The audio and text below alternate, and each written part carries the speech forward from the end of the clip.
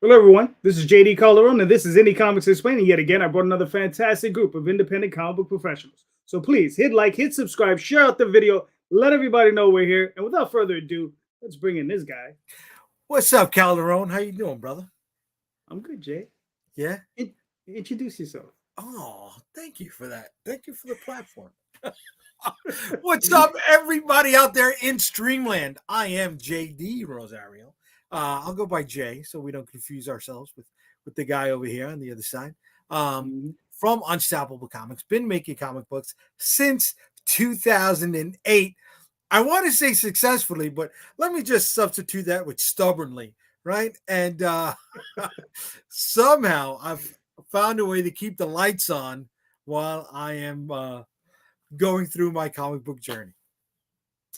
Cool. Just to add on to what you said, it's funny because probably about, I don't know, like 8 or 9 years before I met you, Jay, that's when I decided to adapt the JD thing, right? Those are my initials.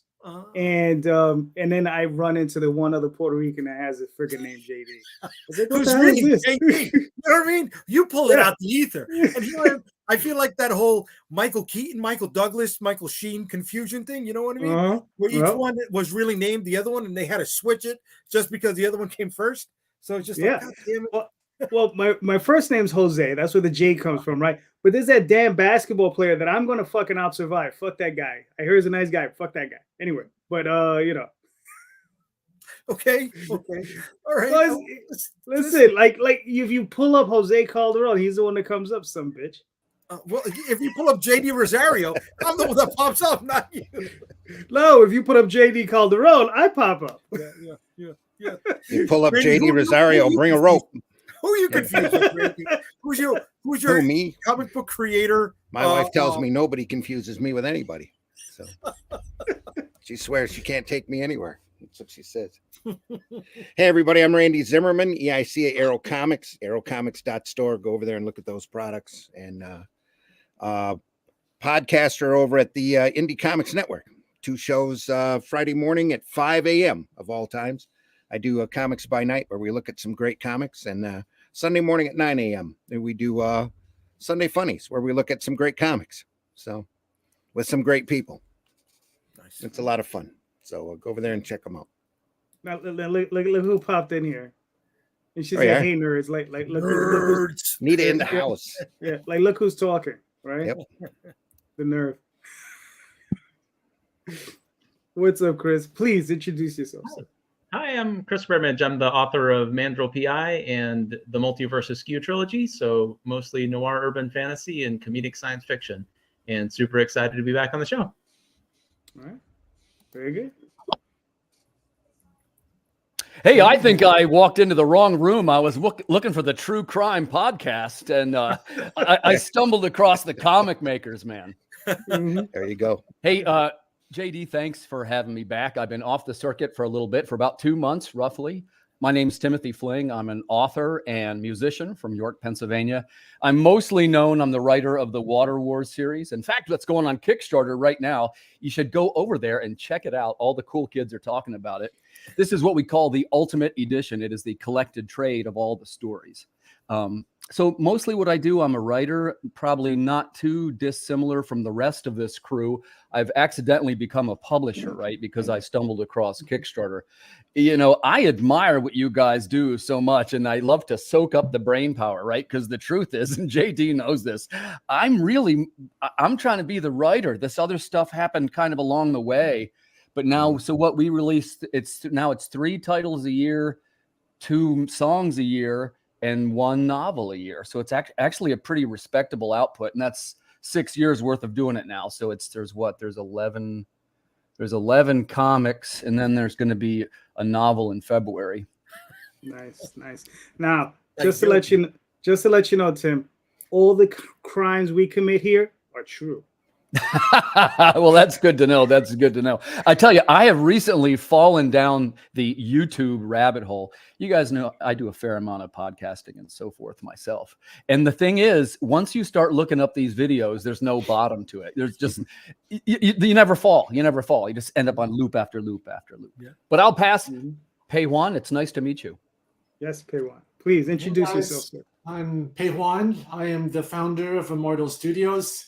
We are building the world's first interconnected martial arts fantasy. We call it a storyverse that's bringing together all the various influences that's ever existed in the genre. So whether you've been a fan of Cobra Kai or Bruce Lee or Jackie Chan or Crouching Tiger, Hidden Dragon or Zoo Warrior, The Matrix, Crouching Tiger, Hidden Dragon, Dragon Ball Z, Monkey King.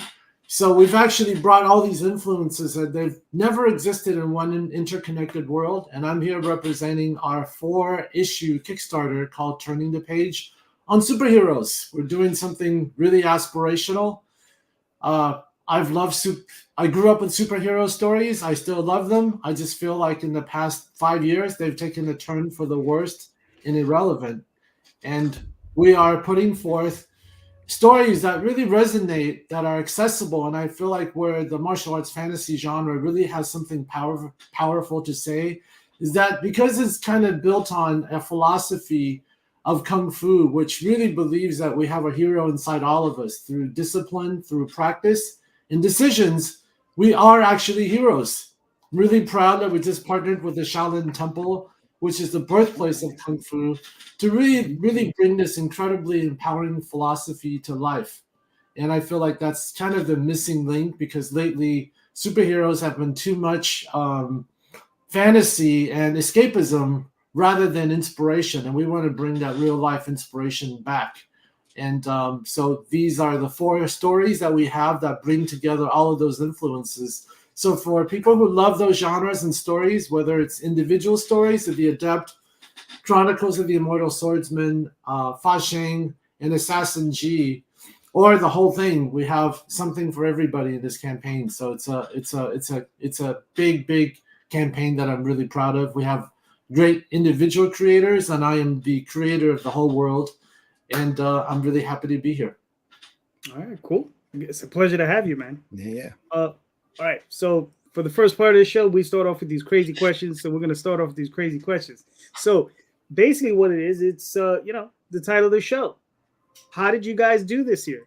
How did everyone's indie comic business do, right? How did we all do this year, right? And then just to follow that up, what would you have done differently? Okay. So if you had the opportunity to do something a little differently, what would you have done differently? So, Chris, you're up, sir. Sure. So my business fared really well this year. Grew revenue by probably about 50% through an additional Kickstarter this year.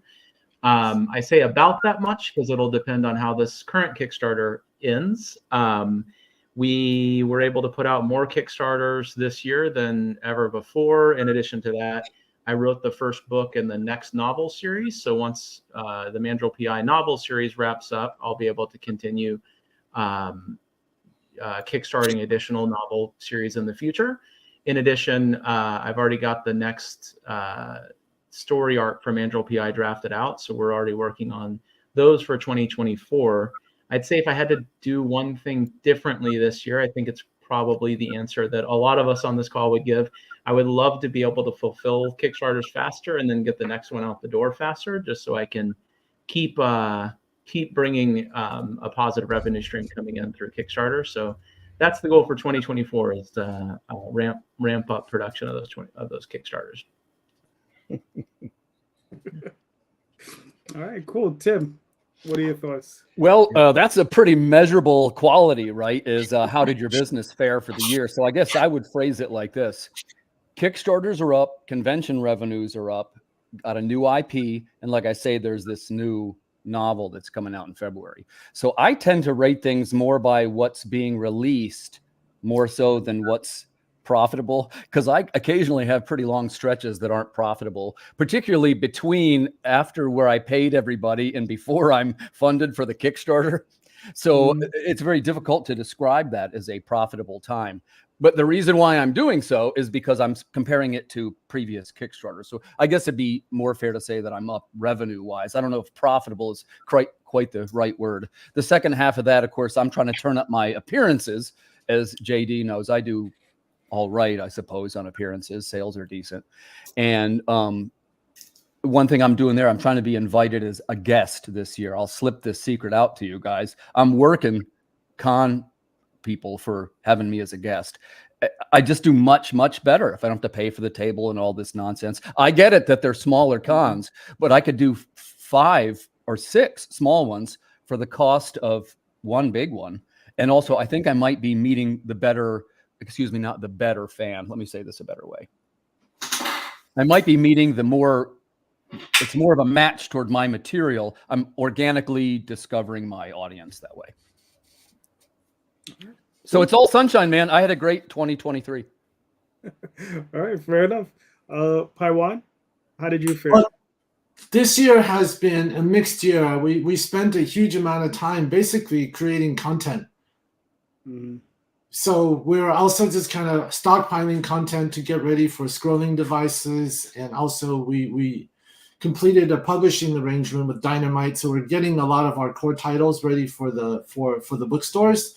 So it was a foundational year. But if I look back and think of doing it all over again, I would have invested a lot more time in pre-engaging fans through social media. I would have upped my marketing game a lot. I think I would have gone out on TikTok earlier to engage a younger audience, so that by the time we're ready to go to other platforms, they're kind of ready for us. But you know what? Hindsight is always 2020, right?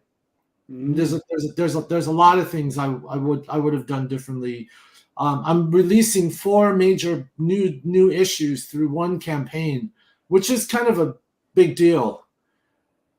I just feel like we needed a lot more time to really sell these individual stories, and in hindsight, I don't know that I would have released 4 major titles in one campaign, because we have such depth of characters and stories, and just haven't had enough time to drill down on each of these stories that they really, frankly, deserve.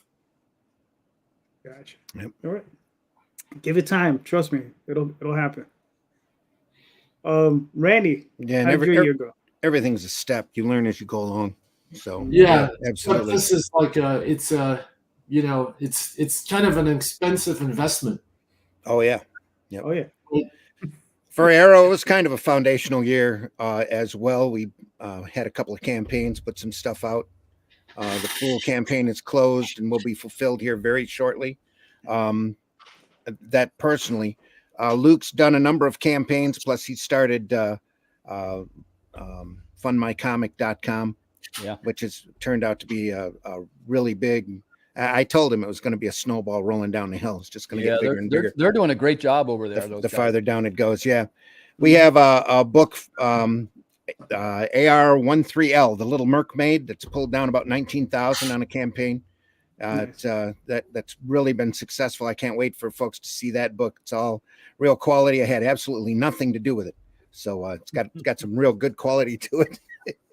Other than that, I've been catching up, doing a few things, and I had a few old comics colored. Fool was one of those, and I was able to retouch it and re-edit it, find all, well, maybe not all, but most of the spelling mistakes, and correct the lettering on it. And got another book already in the can, waiting to go. And then with Russ, the big Shadow Kingdom project is that's going to be taking up the next month or so for me, just trying to letter the thing, and it's going to be a lot of fun. So, but other than that, company's doing good. Everybody at Arrow is doing well. There's a number of campaigns over at fundmycomic.com for you to take a look at that are Arrow products, Soul Tech, and there's Luke's got at least one over there that's a crossover with his Hybrids book, and there'll be more from all of us next year. Next year is going to be a lot. We got a lot of things planned for next year, so I hope they all come out. So. How does that square with Kickstarter? If I may, I'm curious. You guys don't mind if I ask a question to Randy? Pardon? No, go ahead. Sure. No, go ahead. Yeah. How does it square with the Fund My Comic and Kickstarter? How do you use them interchangeably, or is it the same thing? Or no, you can absolutely. It's a crowdfunding platform for folks that might not be happy with Kickstarter or Indiegogo, or might want to try to reach a larger comic book audience. We're aimed the site. It's not mine, really. It's Luke's more than anything. It's his baby, but it's geared to give comic producers a flat, open platform to fund their books. So as long as your campaign fits the basically public decency, all your naughty bits are covered up, and you're not using abusive language, and that you're allowed on the platform to campaign for your product. It's fundmycomic.com. Yeah. It's backed up by that, and it started out slow, and folks are catching on. It's taken been off really well. Yeah. Yep. Other So than that, we're also are these mutually exclusive? Like, not at all. In fact, you can take your campaign amounts that you've made from Kickstarter and Indiegogo and put them in with your GoFundMe, or excuse me, I get those titles mixed up so bad. Fund My Comic, because it's got fund in the title. You can mix that in on your Fund My Comic campaign to let folks know that you're absolutely funded. You're still coming out, so you're not trying to reach a crazy goal on this fresh startup site. You're able to show folks, this is done, it's coming out. I'm just doing it on this platform to try to reach a wider audience. So there's no electronic gadgets, no oddball stuff going on. Everything at Fund My Comic is all comic related, prose novels and games and comics. That's pretty much everything that's offered over there at that site. No watches? What the No hell? watches. No watches. No coolers. No coolers. No coolers. No crazy electronic devices. Yeah. I'm real interested in it, Randy. I was one of the guys at the beginning. Well, I'm going to kind of watch and see how this does. And I'd be way more inclined to use Fund My Comic next than I would Indiegogo. I'm a Kickstarter guy too, but you could theoretically, you run your Kickstarter, drum up your initial funds, and then you do your victory lap on Fund My Comic. Is that correct? Yep. Well, Luke's gone around and looked at both of the sites and has taken what he feels is the best aspects of all of them and put them onto that platform. But isn't the name of the game really whether you bring your own community and after you brought your own community, whether you can identify new fans that are unique to that platform, as opposed to going to the same folks over and over again? Right. Yes. Well, the hope here is that I you would have say two groups. One group is on, and look, this is one man's opinion. I'd want to see data on this. But what they say is that Kickstarter is one set of customers, and they're not necessarily all comic customers. Then there's Indiegogo, which has its own issues, right? And then there's Fund My Comic, which is all comic people, and it has the little bit we were saying earlier about sort of like a grassroots feel. Would you say that's accurate, Randy? No, that's very accurate. Yeah. And it kind of feels very discovery, like somebody who likes comics, they might actually be more likely to be on Fund My Comic than Kickstarter. And then there are the folks that either miss your campaign, right? Even though they're part of your newsletter, they're your followers, whatever. Right. They miss it because whatever, it got lost in the sauce, or they didn't have the funds right now, right? Forget about, it's about taking out to the campaign. They did the math and they knew at the end of the campaign, I weren't going to have those funds. Yeah. But now that it came back for that victory lap, I can put something in, right? So, and there are a few campaigns over there that are like open stores that have already run through Kickstarter and Indiegogo. But if you want to order the book, it's still available over there. It's like I said, what are the numbers? Kind of the best, what are the numbers on Fund My best Comic? Out of everything. Well, we encourage everybody to go over there and take a look. There's a few books that are doing incredibly well, and there's a few books that are very way underfunded, in my opinion.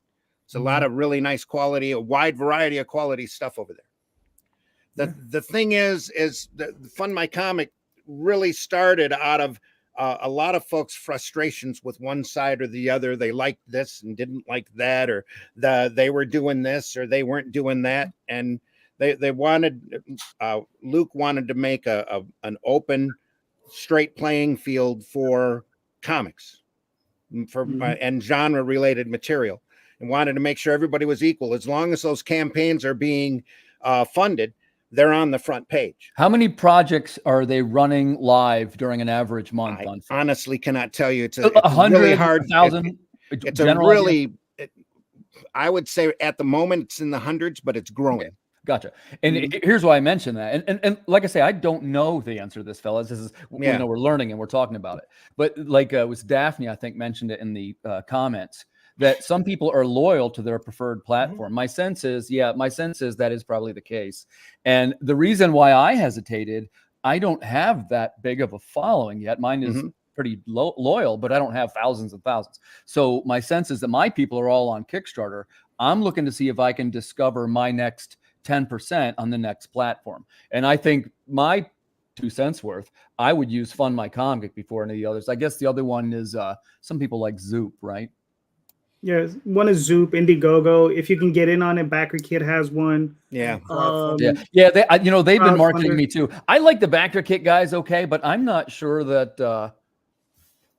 Well, that might be a topic for a different show, but I'm not sure we're getting bang for the buck out of Backer Kit. I'll just leave it at that. We encourage everybody to look over the terms of service and to, study all of the sites before they start. So it might not be the exact site for you, but it's a chance to give out some exposure on a platform that's dedicated to genre material. At the end of the day, never say no to yourself. Yeah. Dip your toe into every water and see if it works for you.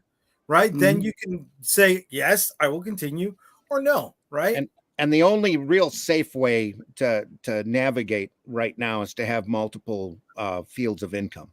Right. Exactly. You have to have the ability to gather it from all sorts of sources.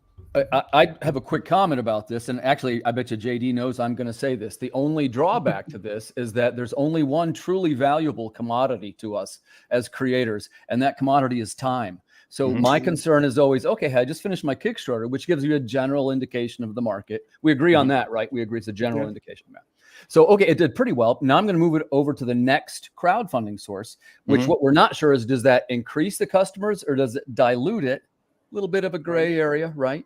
So are we effectively wasting the commodity that is time, which could be used to, we're writing the next book, writing the next issue, penciling the next page. That's the part that worries me, because all of a sudden you're chasing crowdfunding sites rather than looking for one large, I guess I would call it an event. Oh, you should always do your research on that. But once that's done, and once you have one campaign up, it'll be a lot easier to do your next one. And if you can manage your time well, you could be running the victory lap on this platform while you're launching another book on the other platform. And like Chris was talking about earlier, right? You can release more throughout the year if you're managing multiple platforms. It's so easy. It's so easy. Listen to Jay. He releases like 16 titles a year. He's going to tell us how easy it is. Jesus Christ. God bless you.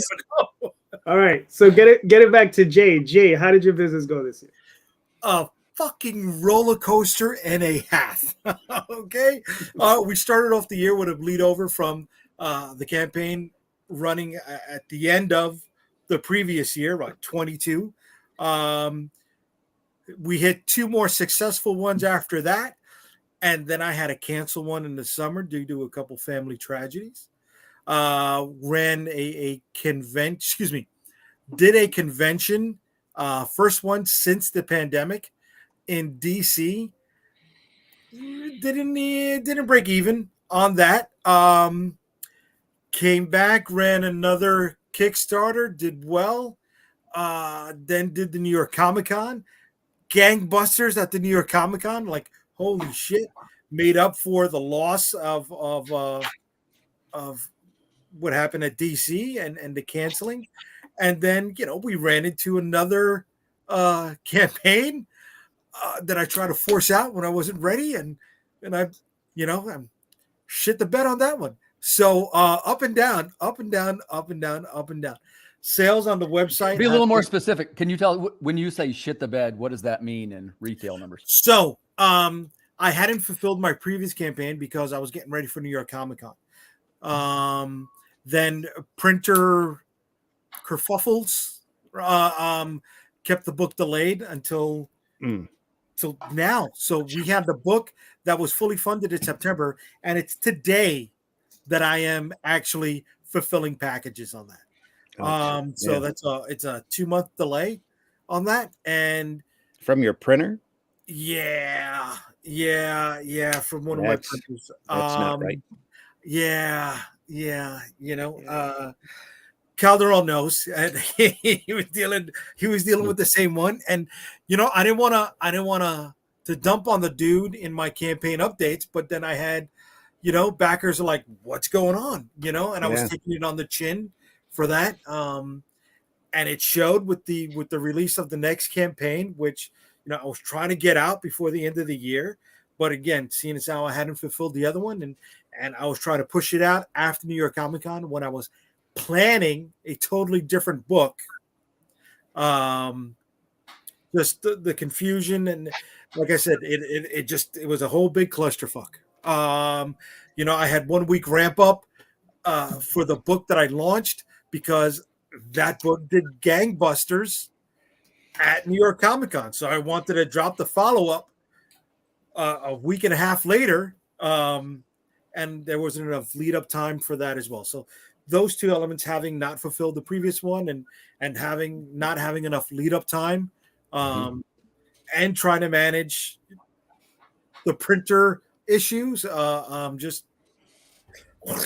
you know, led to shit in the bed. Like I said, it was done in September, and it's today that I am, you know, putting postage on these books. Yeah. At least I could get it up in a year, right? A 2-month delay, better than what, a 3-year? What's your average? Yeah, much better. Right? What's the average turnaround time? For me, approximately 4 to 6 weeks. Again, depending on from funds issued at Kickstarter, 4 to 6 weeks in the customer time. Yeah, depending on the printer that I'm using. That's right? Reasonable. Some printers, offset printers, take 4 to 6 weeks. You know, if I did the print on demand, I could have it in 2 weeks. So, you know, are you printing overseas? No. Okay. No. The whole pandemic fiasco scares the shit out of me about printing. Yeah, I haven't done it yet. It should. Yep. How many people, you know, had books that either got lost in containers or just never came back, or just took, you know, 2 years. And from this experience, I've learned a lot of people will not come back to you if you have not fulfilled the previous campaign. So, you know, that makes sense, doesn't it? I mean, you wouldn't go back to a business that doesn't deliver on their promises. I mean, it does, but I mean, how many times have we seen that not be the case, right? In major business. Shit, how many times do local comic shops have to order books 4 months down the road when, you know, the book that they ordered 4 months previously is still on delay because an artist X, Y, or Z, right? How many times have big events been ruined through a book that was delayed? So it's yes. Do you guys do your own fulfillment as well? I heard Jay. Is that the whole thing? I tried it on my first campaign, and it was just too much work. It was. Yeah, I'm with you, Payhuan. We talked about the commodity is time. Yeah. Again, this is one man's opinion. I don't have a whole bunch of followers, but generally speaking, when you get past 200 customers, you're starting to spend time at the post office because it's a lot bagging, boarding, and shipping and stamps. And I went, well, you know, how much is it to pay for the fulfillment service? And then, of course, you get that back, and you lose money, but you get it back in time, which what I need is time. I have so much stock, I cannot ship all the extras to a fulfillment place. It's you know, at some point the pennies matter, right? So it's not cost effective for me to send all of my merch to a fulfillment place to take. Well, mine comes from the printer mine's from the printer to the customer. Okay. Right. Okay. Yeah, like a drop ship. Like I send the order in, and it's like I don't know, Payhuan, is this what you mean? You send like a spreadsheet to your printer, and then they box, bag, and board everything. It's even shrink wrapped. We have a relationship with a storage and printing facility that is effectively receives and fulfills and stocks to keep it relatively light, but it is an extra expenditure off the top for sure. And you know, are they charging you for storage fees in between campaigns? Yeah. Right. Chris, I mean, are you fulfilling yourself as well? Yeah, I'm fulfilling all of my own as well. So I end up just keeping like a bunch of Gemini boxes on stock, and then I end up ordering the actual books like before the campaign ends and before the funds come in, just so I can fulfill as quickly as I can after the campaign, so I can get the next one up and running within a couple months. So You know, I don't use Gemini boxes. I get these the hard mailers from Uline. They Yeah. don't have that extra piece of cardboard inside, you know, which is it's more money. Yeah.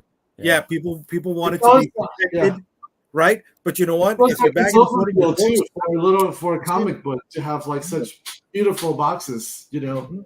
Anyways. Yeah. I do the Gemini ones as well because I also a lot of people order my novels with the comics, and so I'm able to fit one novel if they just do one novel. But if they do an entire run of my novels, then I have to get bigger boxes for those, and I usually keep some of those on hand as well. You mean like these clamshell boxes? Yep. Brother, I got all of that shit. Calderon makes fun of me because he goes, "Is your furniture made of just like stock and shipping materials?" And the answer is yes. You can almost deliver pizza in that, man. Dude, it would not get delivered. I need it. Yeah, I mean, listen, just like most of these guys, I pack and ship all my own stuff too, but I use it as like time to watch TV. Right, I sit down in front of my TV set and I am, putting stuff in packages, and I have everything laid out in such a way that I don't have to think about it. I can just watch the television, and it's just a mechanical situation. It's just like boom, boom, tape box, throw it to the side. So it's all. My boxes are branded as well. You know what I mean? Yeah. So I'm not going to get that at a Gemini. I'm not going to get that in a fulfillment center. I'm not. No, right? And it's that extra. You can order those. Yeah, you could, but you're not going to get the cost effectiveness that I get on mine. Hey guys, I didn't expect such a panel of pros, so I want to throw out a question. Like, have you guys had experiences doing multi-platform campaigns like Kickstarter and then Indiegogo and Fund My Comics? Have you guys ever done it with the same titles? Does that even work? I haven't, but that's what they're saying is one of the new trends. That's what they mean by the victory lap, and I'm definitely taking a good look at it. Yes, I've done it. So, Chris, you haven't? No, it's the same answer for me as Tim. I'm taking a look at it as well because I've been hearing more and more about it, but haven't dove in to those. So yeah, I've done both. I've done Kickstarter and Indiegogo. Now the problem with Indiegogo is concurrently or sequentially, or is it different titles or the same? It's the same titles, but I would run them at different times. So I would run them first on Kickstarter, then I would take them over to Indiegogo. But sometimes it'd be months different. I have a lot of product I have a lot of books that I push out, right? For my title, The Oswald Chronicles. So it's like there might be a 6 months difference between the campaigns.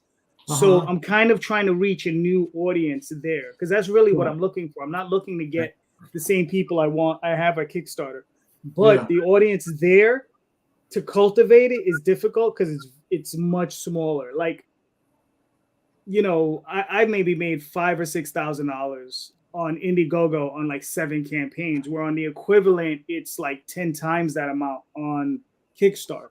But Kickstarter is really your foundation, though. That's where you start. Oh, yeah. Most certainly. That's where you've done the majority of your pointing, your marketing. Yeah. 6,000 for your cumulative? Cumulative, right. Now, it's not much, but the only thing I can say for it is that it allowed me to clear out some stock because that's what it was. It was stock. It wasn't like I was ordering things. So it was just back stock. And it gave me a few extra bucks to give out to my artists. That's the other thing. I don't pocket any of this money. It all goes to the artists. So what? I've seen the mansion you live in. Why are you lying to everybody, bro? Come on. Right. Yeah, that's why I'm in the basement now. Thank you. All right, but going back to the original question, my year was, it's funny. I haven't crunched the numbers yet because I usually don't do that till January when I start to send myself to my tax preparer. But I can't really complain. I think I did okay. Look, things are moving along. All the artists are paid, and the books are getting done, and there's more to come. So that's usually my thing. Is there's like more books. The artists are paid, and as long as the artists are paid, I'm good. Because those guys rely on me just a little bit. Well, I wouldn't say too much, but they rely on me. So I have to get them fed. So and as long as they're happy, I'm happy. Because then things are moving in the right direction. So And what would I do differently? I mean, I ran one campaign there where it's like I screwed the pooch because it was a different title. It was called Magi's Grace. It wasn't my usual thing with the Oswald Chronicles, and I had put Sex and Monsters because it was supposed to be a little bit more adult. And I thought, oh yeah, Sex and Monsters is kind of a cool title, right? And I was just like, oh, and then not knowing that the word sex murdered it in the algorithm, and just wherever I would put it up, it would get posted once, never to be seen ever again. And so I funded, but it took forever. It was one of the most grueling campaigns I ever had to deal with because it was just irritating and annoying. So yeah. So if I were to do, I know to take that out and probably lower the funding goal on that one. But other than that, everything else went fine. So never judge a book by its cover, but keep in mind the platforms may judge your title or judge your book by its title. Exactly. Yeah. Exactly. Mr. J, you up? Yes. I'm up. Okay. I'm torn between questions tonight. So hopefully we can get to both of them. But well, throw them both out there and pick one, and then I'll use the other. There you go. Okay. All right. So here are the two questions. Okay. One question is, who is your biggest supporter? Who's the one that takes you out of the black hole when you are so far down, right? That helps you see the light to continue creating. Is it a fellow creator? Is it a customer? Is it somebody that a neighbor? Is it a spouse? Who helps you? Who gives you the most support in your creative journey? The other question is, in your creative journey, how do you focus on creating more comics and staying out of the drama that is going on right now within the creative community? I like your second one better. Okay, so you take the second one, Randy. Second one's kind of interesting. I'll give you It's the really second. interesting. Well, they're both great. Don't get me wrong, but that is second one is a good one. Yeah. Payhuan, I'm sorry, you were asking what's up, brother? My question is what is the drama? I guess I'm not clued into what the drama is. Well, that's a good thing. Yes. The fact that you don't know about it is a good thing. Yeah. It is. Yes, it is. Yes. Yeah. There's a lot of petty bickering. He said, she said, and No. feel Here. I'll hold on. I'll put one up. This is the water cooler. Yeah. Someone said, "What about that horrible X-Force cover?" So there's this X-Force cover that was done by I guess it looks at John Cassaday's signature. It has his signature on it, right? John Cassaday, very famous artist. He did Planetary. Did the X-Men back in the day. I think with Joss Whedon. I think that was him. I'm not sure. I could be wrong. I think you're right. But John, he's done a lot of stuff. Fantastic artist. But this particular cover is not good. It doesn't look good. Now, a lot of people are really dumping on him right now because they're like, oh, how did he produce this and whatever. And I'm like, my question is like, look, I think the question we should be asking, where I think we should have a little bit of sympathy, is in seeing it, I was like, is John sick? Is there something wrong with John? Because the thing is the only time I see an artist's work degrade to that degree is when they're ill, right? Has something happened to him physically, mentally? You understand it neurologically? Is there something wrong with him, right? The other thing it could be is to say he did a sketch, a very loose sketch that was handed over to an embellisher that didn't do a good job. Because that can happen too. John Buscema back in the day, if you've ever seen some of the sketches he did on some of his work, it was very loose sketch. And then they would give it over to like a Rudy Nebris, and Rudy Nebris would bring it to a whole different level. Just incredible stuff. You're taking my question though from a different side of the coin. Mine was more, I mentioned this a few weeks ago, right? Those who can't teach, those who can't teach Jim, right? When you apply that to comic books, it's like those who can't make comic books review comic books. Those who can't review comic books either complain about comic books or try to create their own award show, right? And it's like they're spending all this time trying to become someone who's gaining a seat at the table when all they really need to do is create comic books, right? So they're so much involved in the world of the drama around this comic book community. Either they're losing sight or they do not know how to make the comic books that all of us have been successful at doing for years. All right. I'm off my soapbox. Who's next? Tim. Addressing the cover first, which Yeah. Well, no, you can Whatever you want. Jay's Whatever question. you want. Whatever. the first thing I saw the cover and I was aware of it, and I thought, I hesitate to quote him, but Tom Hutchison was talking about this. You guys know Tom, right? No, who's And- that? And he said, That's true. What has he done? I've never heard of the guy. When he said this, that was the only take that kind of made sense. He said, listen, he said, it's no way it's any of those things. Something obviously is a little off. He said, because if you're in an industry where the retailers are already complaining about the level of quality, you don't try to surprise them with what is potentially a substandard work. So, they're thinking maybe something got lost in production or embellishing, like JD said, but it probably wasn't supposed to go out exactly the way it did. Yeah, the first thing that crossed my mind is, who was the editor that approved this? Right. Yeah. That was the first thing. Because the other thing I was thinking is, like, if it's an issue that maybe John needs work and maybe there is something wrong with him, and I was the editor, I would give him the work. How old a guy are we talking? I don't know. Is he an older guy or is he in bad John health? Cassidy. No, I would imagine he's in his 40s. I'm not sure if he even did that. I don't know. Yeah, it's It has his supposedly signature. it's him. It looks like his How signature. about forget Well, about a the lot of editor these, for a second? a lot of those signatures are smeary and blurry, and you've got a lot of artists out there that like to imitate other artists. So you have no idea, unless he steps up and goes, "Yeah, it was me. It was an off day." You're not going to know for sure if it was him.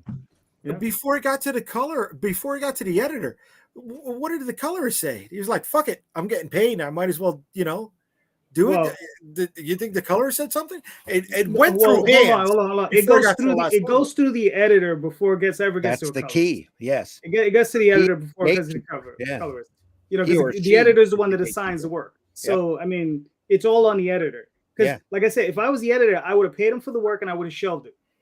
And I'd have been like, John, here's another job. Right. Use it for something else. Use it for production, something. Now If it that was- was Look what Daphne said. Look what If I Daphne was the editor and that was John, I'd have called him and asked him how he was doing. That'd be my first question.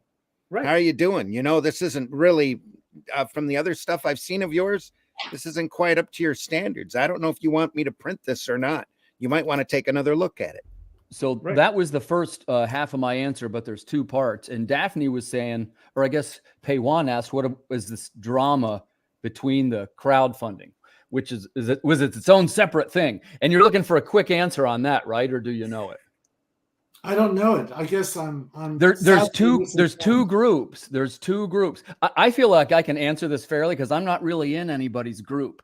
JD and I talk about this all the time. That means there's not two then. Well, yeah, good point. I was going to say I'm not aligned with any of the big movements. And what they're loosely tied to the left and the right. And on the right, it's a group called Comicsgate, and they are I guess there's some racist stuff they said and anti-Semitic, and the couple of them were mean to the girl from Star Wars for being Asian. They make racist wisecracks and are generally rude people. And then the people on the left are actively trying to get projects canceled. So there's kind of like these fringe on either side. And in the middle, of course, there's guys like us, I would imagine. Right. Most of us are pretty brilliant. There's extremists in everything. And it only takes one to build a reputation and make it bad for everybody else. Right. And that's loosely, I way oversimplified it. And I don't even know all the more parts than myself. one, but yeah. Yeah, but that's like, would you sides. say I described it? Was that pretty accurate? No, but basic, but you're basically yes. What part's not accurate? What part's not accurate? Well, I've yet to see anything out of specific somebody that really holds the millstone of the word Comicsgate say anything racist. Oh, sure. And or by the way, bigoted. Please don't. But say they sure are in that pigeonhole from the other extremists on the other side. That's what someone will say. Someone will say. Yeah. And but I guess I'm not this is roughly between Kickstarter and Indiegogo. Is that everybody's got their favorites, and both Kickstarter and Indiegogo have their different sets of rules and different ways that they do things. And Yeah. some people don't agree 100%. Well, nobody really agrees 100% with anybody. That's all part of being an individual. But these platforms don't really, in my opinion, don't really hold comics and comic producers in any kind of respect on any type of level. And they just kind of tolerate them because they can get a certain percentage off of their campaigns. I mean, look, That's the way I feel about it. in the end, But they are essential, and there's pluses and minuses with both platforms. Yeah, but there there are needs to definitely be other options out there, which is a good thing. Yeah, competition. Definitely. Yeah. Look, the Indiegogo crowd, they tend to be a little bit more on the CG side. Kickstarter tends to be on the other side. Right. But here's the thing, though. I've always maintained the only side you need to be on is Indie Comics. That's it. Yep. You know, that's the only part that I believe in. That's the only part I feel about is like Indie Comics. I've been doing Indie Comics since 1992, and we didn't have any of this nonsense. We just produced books and just came out and we did our thing, and that was that. And that's personally how I prefer it. When it comes down to all this other nonsense, it's just that. I feel it's just nonsense. That's why, for me, when it comes down to drama, I ignore it because I just don't get involved. I was just like, yeah, okay. If somebody says something bad about me, I'm like, okay, nice, thank you. I got stuff to do. I got a book to letter. I got a book to write. You know, I have another campaign to put together.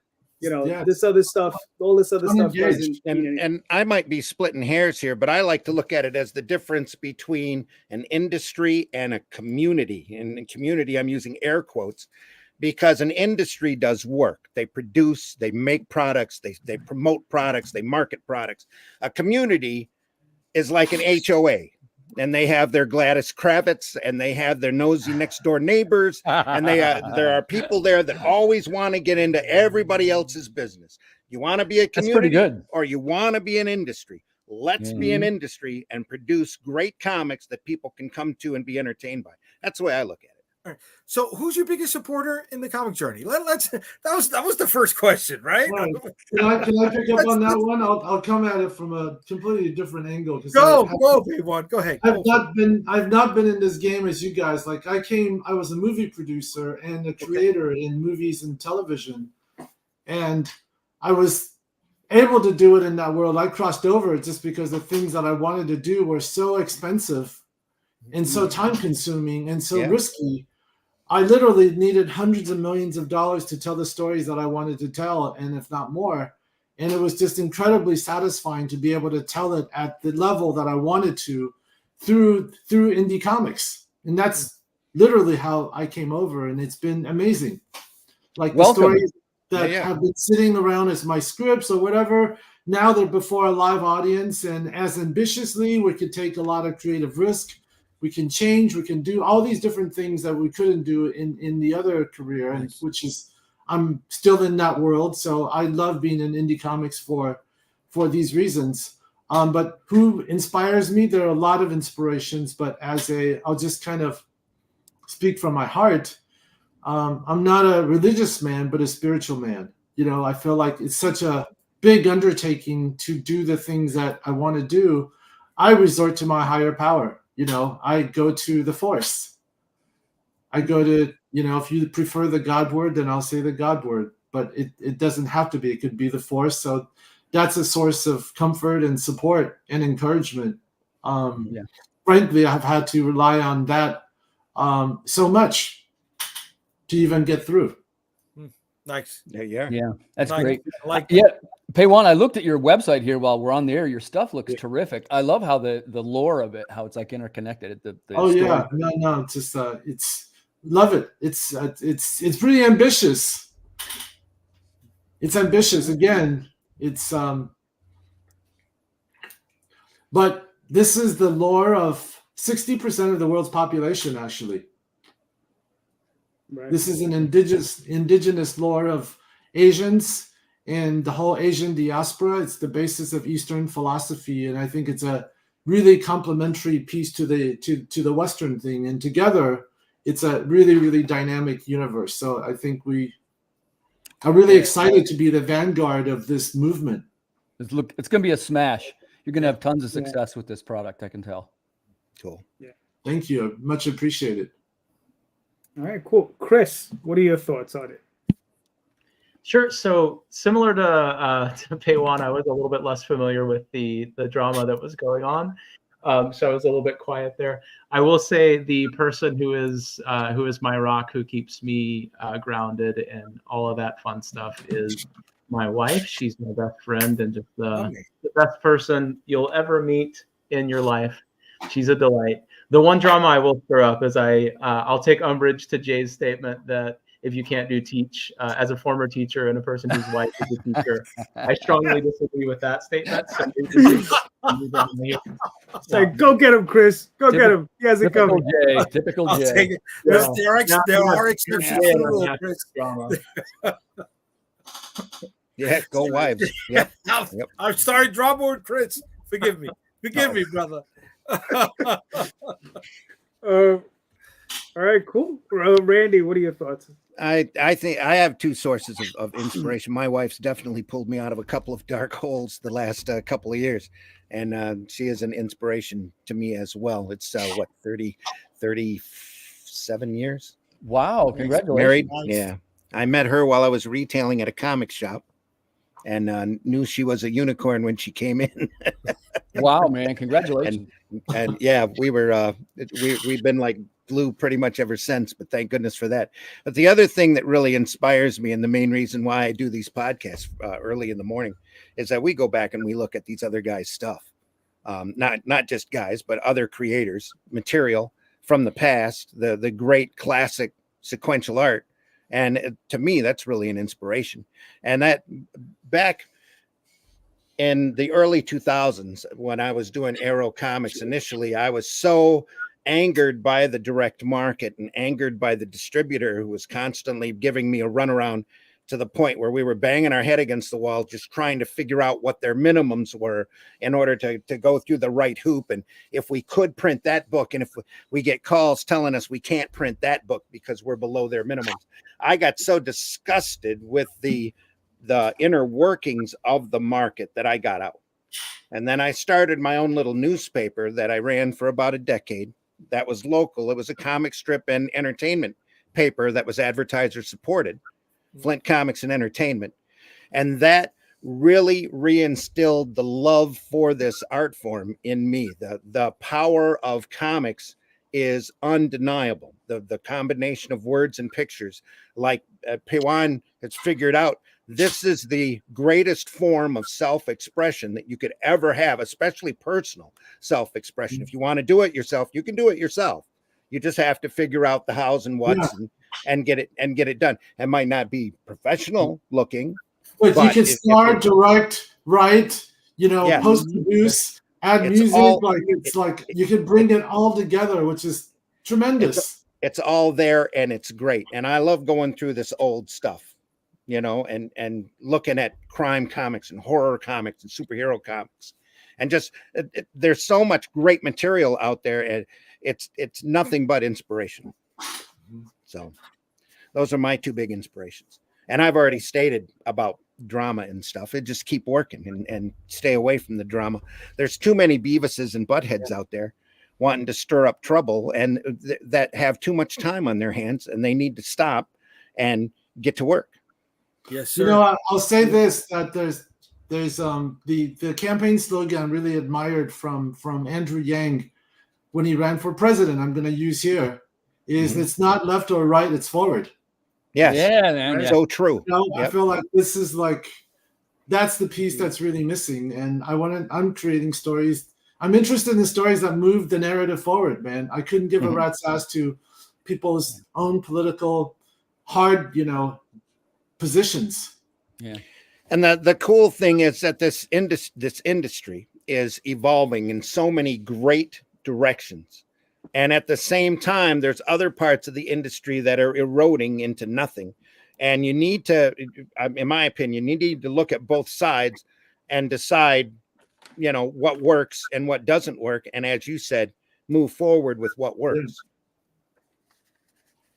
And when you find out what works, you let me know first, Randy. Well, that's why everybody's out there talking, and again, helping each other is helping the industry. I will say that's tearing why everybody down is really, in my opinion, is the Gladys Kravitz across the street looking in your window, trying to find something wrong with you to complain about. That's not any way to be productive.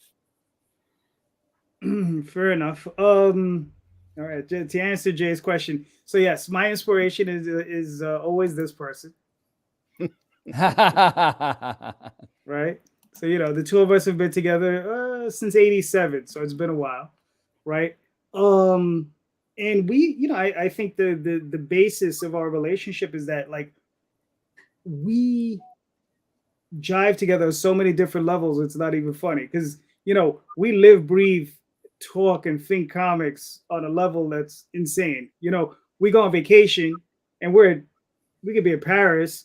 We're walking around and we're having a good time, and we start talking about comic books, right? And we find a comic book shop in Paris, or we'll be in Disney World, and it's the same thing. Is just one of those things, and we're just on the same vibe. Now she's always number one. Now for number two though, for number two would always be the work itself. Oh, I enjoy doing the work, and and I've learned to love it on just about every level. I love writing. That's my first passion, right? But I also like editing. I also like lettering. I also like dealing with the artist. I enjoy this. I enjoy talking to all you guys. Oh yeah. Right. I enjoy, and marketing is probably my least favorite portion of it. But I do enjoy talking to different creators, from different places. Is why I started this podcast during COVID, right? It's because I used to meet all my creators at shows, and I would just walk around. Daphne would always get mad at me because I would leave her at the table. She would do all the business, and I'd be walking around the show. But in meeting all the creators. Yeah, listen. Daphne also mentions. Daphne also mentions in the. Yeah, she also mentions in the chat that the secret is separate offices and separate bathrooms. Yes. Yes. Anyone who's been together long enough should know that's definitely a portion of it. It helps. Yeah. And also conversations that don't involve work, right? Yeah. Yeah. That's the other part of it. The ideal is that this isn't work anyway. Right. Yeah, because that's the thing. Like I have a day job, right? It could be so passionate. Yeah, because I have a day job. The other, can crowd out the romance. Yeah. Right. Because I have a day job. That's the job, and then this is my hobby. Right. At least I like to refer to it as a hobby, but I work it. It's a business as well. My accountant tells me it's a hobby. Yeah. No, my accountant told me it's a real business, and I'm like, damn it. So yeah, my accountant's gonna yell at me this year. Let's probably. So Jay, answer your own question. What you got? Oh, it's 100% my wife. Mm-hmm. Wow. When I'm in that dark hole, she'll know because I'm old yellow, right? I saunter off to the corner, and I don't want to bring anybody else down, and she'll know, and she'll pick me up, she'll pull me out of it. She'll get my head, focused so I can keep working on what I got to work on. And we go to conventions together, we go away, and we'll always do comic shop or something. And funny enough, when we were in DC, she was like, all right, peace, I'm out. She was tired of the con, and she got to see the city. Right. Mm-hmm. She went around. She did the museum row. And at the end of the night, when we got back together for dinner, guess what? We weren't stuck in our phones, right? Trying to do business. We were having engaging conversations with each other over what we did, in the city together, apart, whatever you want to call it. So yeah, I could not do this. I don't want to say as well as I'm doing this. I cannot keep my head above water for as long as I have been if it was not for my wife. And Chris, she has encouraged me to try to teach. So I gotta throw the egg on my face for that one too, buddy. But yeah, and I think we're lucky that we have that. Here we are, we're able to share that, talk about that stuff, because there's a lot of folks who don't, right? And sometimes they get lost in the sauce, right? Yep. And being a comic book creator, being a writer, being somebody who's solitary while they're creating, sometimes takes you down those dark paths, man. And that's not that's no bueno, right? This is true. So I mean, listen, like we go down a dark path, right? And you, what do you think of first? You think of noir, and you also think of monkeys. Monkeys, right? Yes, always monkeys. Before you get any further, I gotta ask Chris. I hope you kept that piece of original art that I told you to keep on the last campaign. Yes, I did. All right, good. All right. So, Chris, do you want me to play this video? Yeah, sounds great. All right, just give me a second.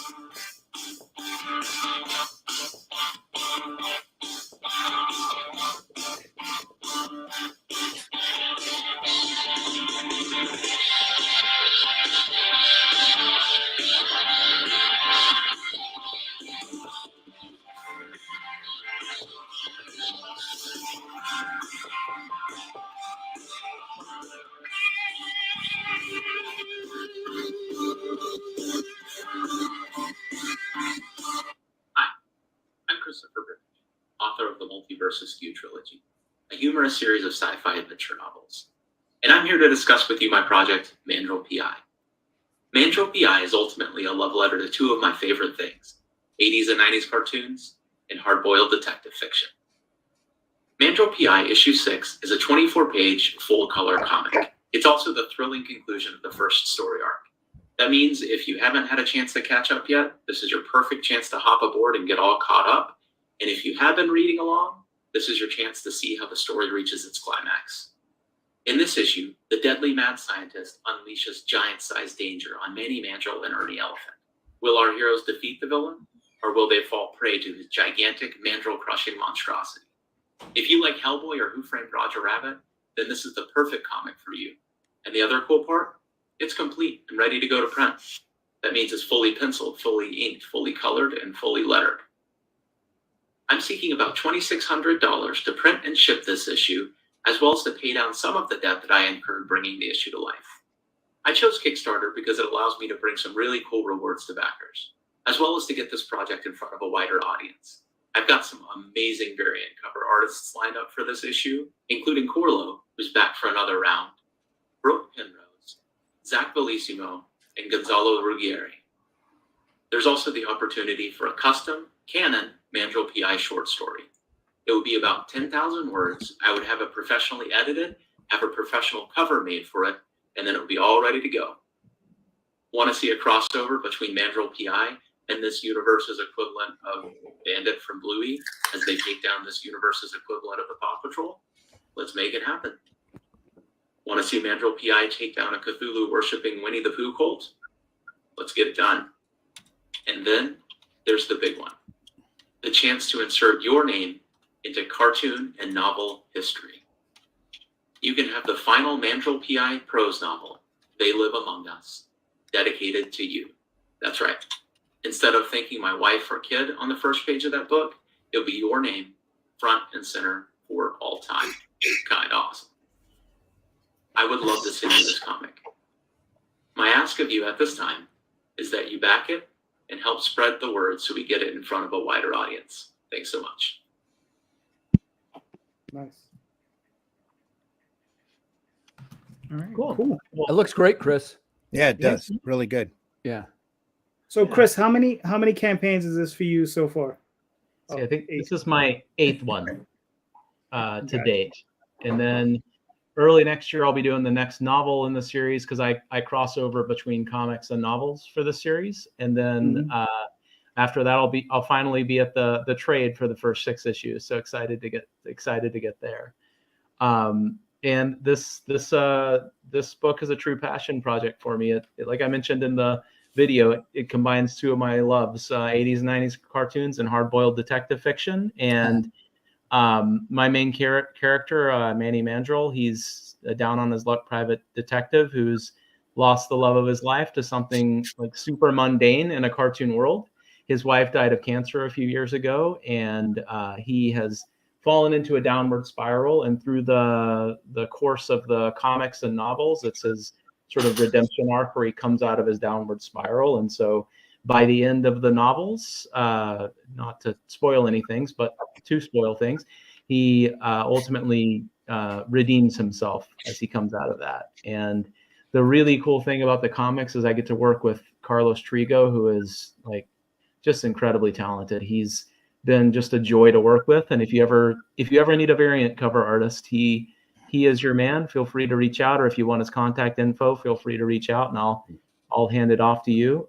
He's not only super fast, but he also is just incredibly talented. And then for this comic, I've got 4 really cool variant cover artists. I've got the top one back up there was Gonzalo Ruggieri, who has done Metal Eagle and just a ton of other like really cool comics. And then for every issue I put out, I try to grab somebody from the animation world and pull them in and get a variant cover from one of them. And so this is Zach Bellissimo. And so he's done some really cool work in animation. I've got his description down there below, so you can look up his Instagram, but he did a really cool job with this cover. And then I brought Corlo back, who did a cover as well, who's down at the bottom, but I just realized I went out of order. That's Brooke Penrose, who is an artist out of Australia. He's also a musician, and he's just got some really cool work. And he recently funded a game on Kickstarter called Volca, and the art on that is really, really cool. And I had this guy do a pinup for me for the first comic in the series, and I always wanted to bring him back, and I thought the subject matter of this issue would be perfect for him. He just does some really cool stuff. And then finally, Corlo, I try to get him into every issue now, and he just has this really cool, like almost photorealistic style that I think is a cool juxtaposition with the cartoon world that's created here. And he decided to be inspired by almost like Bond movie posters here. Mm-hmm. So there's callbacks to characters from the entire first arc, since this is the last. Really cool, man. Just really cool. So, excited about those. And then the other cool things you can get in this arc, I mentioned the custom canon Mandrill PI short story. So that's one that I would love to write for someone, and we could partner up and make something really exciting. And then the last thing that I'm trying to find a backer for is the dedication to the last prose novel that will be coming out early next year. And that's something that you can grab in this campaign and have your name up front and center in a prose novel for all time, being thanked on that first page. So it's nice, man. I mean, it looks awesome. I mean, you've already funded. Yeah. So you got what, 4 more days? I think 7 or 6. I end on the 16th. So, okay. So you got even more time, even better. All right, yeah. cool. Yeah, and just got Project We Love early last week as well. So I'm excited about all of that and excited to finish out the campaign. Very cool. Very cool. And you're thinking of launching the next one when? Likely February. I'm going to see if I can get it out by January. If I can get this one fulfilled in time, then I'll potentially do January. But I also want to have a little bit of time to build up the pre-launch page. So it'll likely be February when I launch the next one. Gotcha. All right, cool. And I would imagine all 6 issues are available? Yep. All right. Very nice. Yeah, man, it looks awesome. I mean, your stuff always looks great. Thanks so much. And I just saw a message come through from Daphne asking about if it's a different audience for prose versus comics. I found that a decent number of the comics backers do jump over onto the prose, but a lot of the prose backers are not necessarily comics backers. So it's reaching a completely different audience. And the comics backers, I try to entice them a bit by, I always hire Carlos to do a print or like an alt cover for the novels. And so that brings over some of the comic backers as well. So Chris, if it's all canon, how do you fill in the prose readers with the stuff that happened in the comics? What do you do? So for the prose readers, the prose novella that I have is actually this first story arc. So this first story arc is an adaptation of the first prose novella that I have. And then the 3 novels, the 3rd novel launching soon, tell like the future story of him. But the next comic story arc is a completely new story. So the next comic story arc won't be an adaptation of any of the prose novels. It'll be something completely different. Nice, very nice. Listen, man, you're well on your way. Very, very, awesome stuff. Lovely. I really dig the colors. Thanks. Yeah, Carlos does the colors as well. He's a Renaissance man. So. Yeah. All right, so here we go. Oh, Water Wars 2028, 2288. Tim, do you want me to play this video? You know what? Why don't I I'll do the walkthrough, and it might be more engaging for the audience if I'm talking. Plus, the audio never sounds quite right to me in the playback of the playback. You know what I mean? Gotcha. Okay. So what you have here is a hold on a second. Alexa, stop. Alexa's reminded me what time it is. Sorry about that. So this is a closer look at Water Wars 2288, the Ultimate Edition. This is an overarching series of post-apocalyptic short stories in a lavishly illustrated format. Primarily, the protagonists of the Water Wars universe are females. That just happened sort of coincidentally. But they are women struggling to survive in this harsh and unforgiving world. In this case, this book is 9 short stories with the members of an international team. That's 18 teammates on this project. It's about 4 years in the making. In this case, it collects the floppy issues, Water Wars 1 to 4. And there's also 2 new bonus short stories. It's about 22 new pages that have been in other publications. And people have said things in other cases like, man, you got a lot of short stories out there.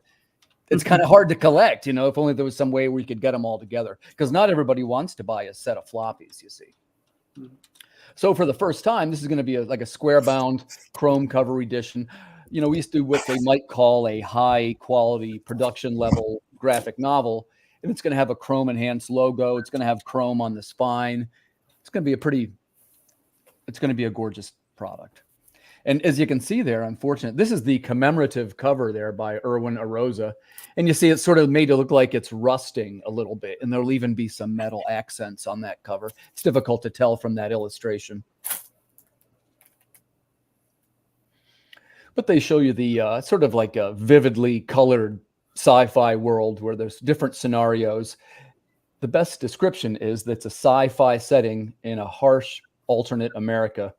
Solar flares, rogue robots, mysterious saviors, mutated insects, all the things that you would come to expect from your post-apocalyptic science fiction.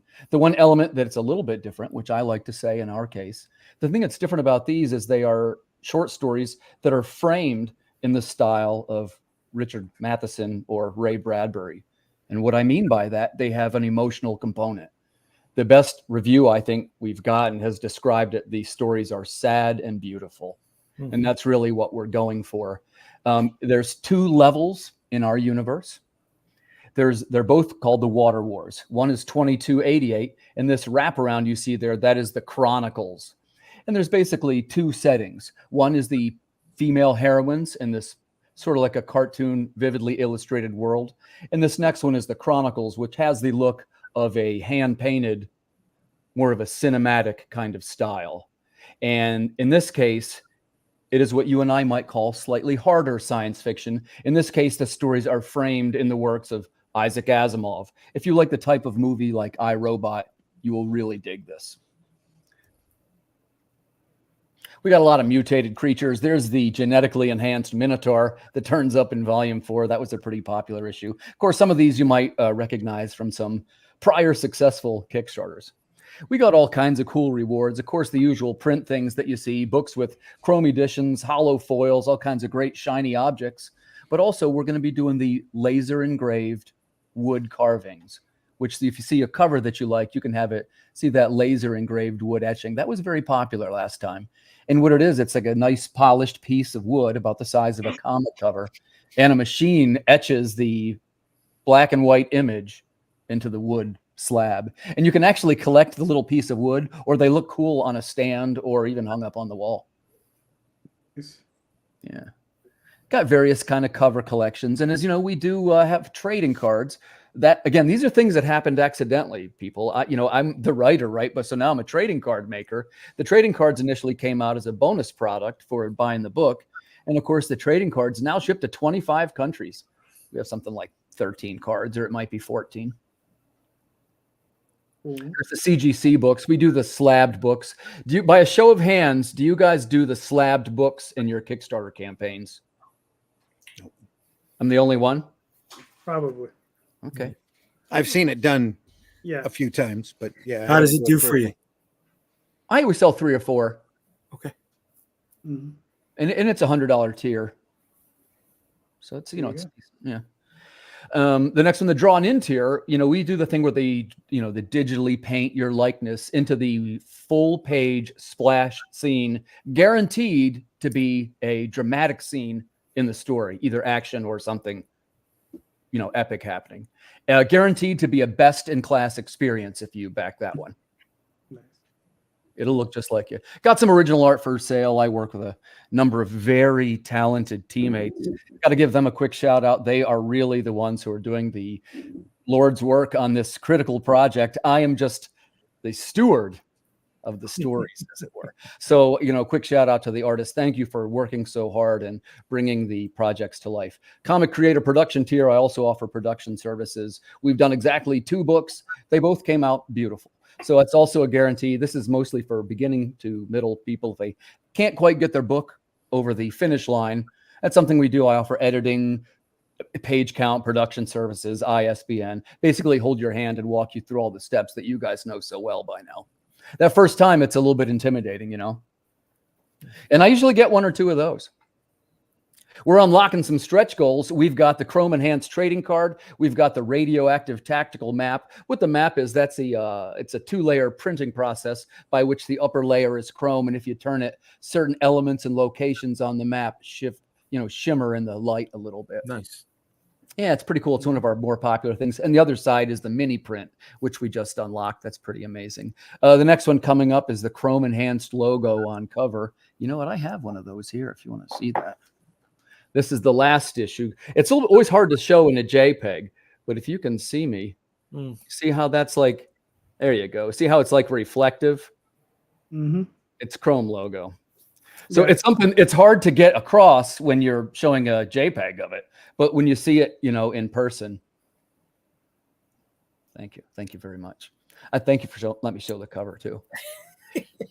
And I have right there, there's some other stuff coming up, more free digital comics. There's a sticker, but I'm going to do one more stretch goal, which is, we're songwriters too. If we do, I don't know, $5,000, let's say, because that's really what I want to get to at least, is we'll play a song live on the air. Maybe I'll even do it on your show, JD, if you want to have us come on and play a song.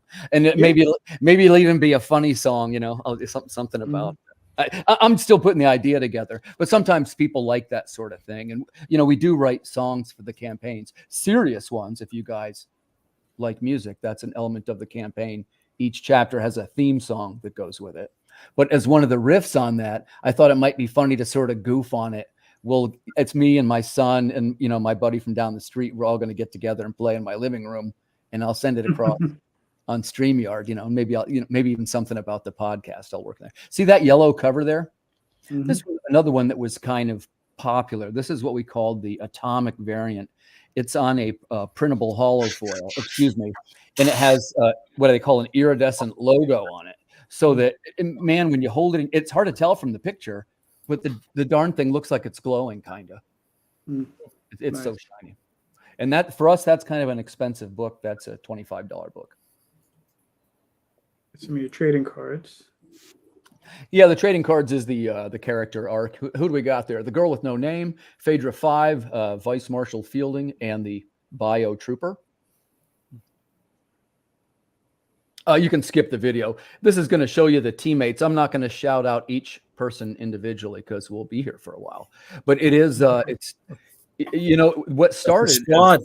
Yeah, it is, right? And again, this is something that happened to me accidentally. We don't even realize till we were making the graphic. And I said, well, wait, it's not that many people. And he said, no, Tim, at this point, because there's been, there was 2 artists on the first issue. And then while that one was in production, there was 2 artists on the second issue. And then those turned out popular. So there was the C team started on Chronicles.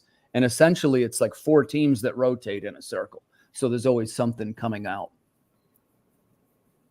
Very nice. If you did it in floppy form, that is 4, 5, 6, 7, 8 issues or 9 issues, something like that. Mm-hmm. And yeah, it's going pretty well. I got a decent amount of followers, a decent amount of international. And like I say, the books look amazing. It's, I don't want to be, look, I've got a little bias, fellas. This is a labor of love, like Chris said with his project, where we strive to make something that we can look at and to be proud of and to say this is one of the most beautiful products in the marketplace. But all of the excess stretch goal money that we generate through Kickstarter, in our case, goes to upgrading the product. And we even do the smaller ones. It's upgraded cover stock. It's the glossy pages instead of, we go for it, right? Because this is what the backers want to get. Yeah. Well, I mean, when I saw you in Baltimore, I picked up the Chronicles book. I enjoyed it. I enjoyed the hell out of that book. It was a great book. Yeah, thanks, man. Yeah, and that book's like a little different, right? It has more of a sci-fi. When I say sci-fi, they're all sci-fi feel. Right. But if you're a sci-fi fan, you know what I'm saying when you talk about, well, it's like a Richard Matheson story. I guess sometimes people understand it more. They're like episodes of The Twilight Zone. Each one's like a little short. And you feel like when you get to the end, it's like, oh, it's a story in this world. But you don't necessarily have to read them in order or any of that stuff. Mm-hmm. Yeah. Listen, I mean, you got 25 more days. You already made your goal. Oh, yeah. So, yeah. Well, and along the way. But just between us girls, I said at the time, I said, listen, here, it'll be funny to say the goal was 2288 because it's Water Wars 2288. Very cool. Right. But really, I need it to be $5,000. That was kind of like the bare minimum of what I could get to. I do a fair amount of Kickstarter coaching myself. And one of the things that I often suggest to newer people or even pros, set the goal really low because there is an advantage to, how do they say this? The speed with which you hit your goal affects the algorithm in the search. Mm-hmm. It sure does. So there's less drama. And I said, well, let me test it. So before this book, JD, do you care if I go off topic for just a second? How's my time? Go ahead. Okay, so when we did the book prior to this, it was the Cryptid book, which I didn't know if it would be successful. That was the first issue. Didn't really have any Water Wars followers for it. So I was like, well, we'll try this new issue, but I'll set the goal very low. It was 500. Well, that ended up being our best campaign. It ended up at 6,000. Nice.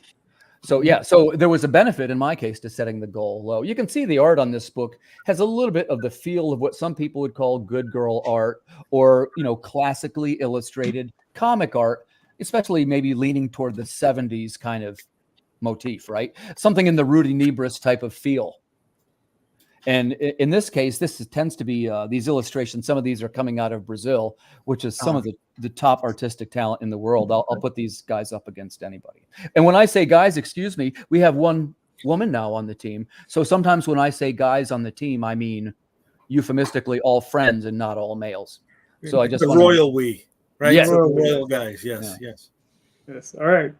I mean, listen, Tim, man, like I said, it looks awesome as usual. Thanks. I'm looking forward to it. So and this is part of our 2024 strategy. Now it's 2 volumes. I showed you the one, then there's one new one. Mm-hmm. They're with these matching covers. They have matching spines, and just a secret. One of the goals that we're looking at will be a slipcase. And then part of my 24 strategy is I'm starting to work libraries, and you try to get them to order the 2 volumes. And once you start getting in one library, then it's 2, and then it's 3, and you get the idea. Are you going to be doing BookCon? I don't think I know that one, but I'd love to. Yeah, that's where the librarians go for, to shop.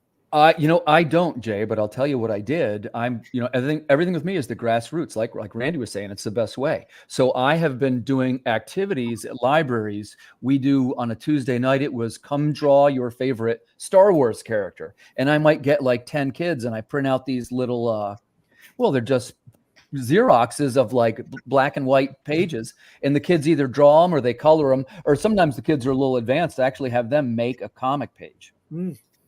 Yeah. Right. So and there's varying ages. It's like 6 to, I think there was a 16-year-old last time. So, and it's always 10, 12, 15 kids, right? And then the idea is you get in good with the librarians, and then they'll start to order your books and refer you to each other. I'll let you know next year if this idea is taken off and I'm calling you from my Learjet. But I do bet you a few of them draw superheroes, right? And that's what we have here. Wow, this looks great, man. This does look awesome. Payhuan, do you want me to play the video?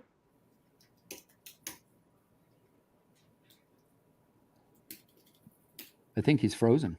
Is he frozen? No, there he is. Frozen? Oh, here. Sorry about that. Yes, please go ahead. Okay, cool.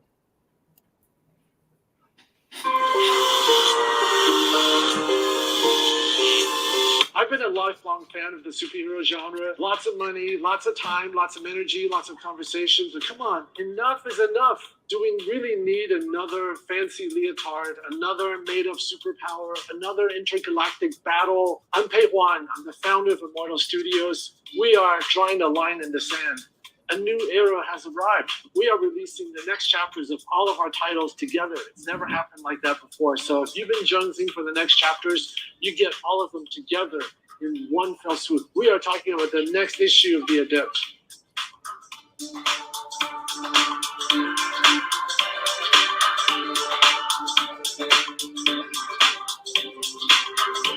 The next issue of Chronicles of the Immortal Swordsman.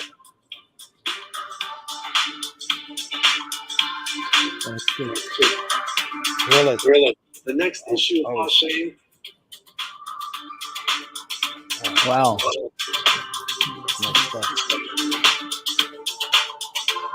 The next issue of Assassin G.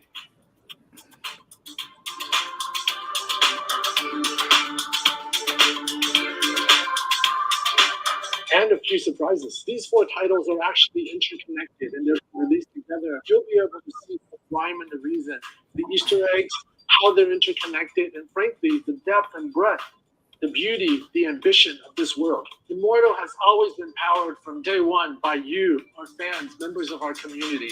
This is no different, except on a larger scale. So I want to invite you personally to sign up in this campaign. Join us on Kickstarter. Help us turn the page. Let's do it together.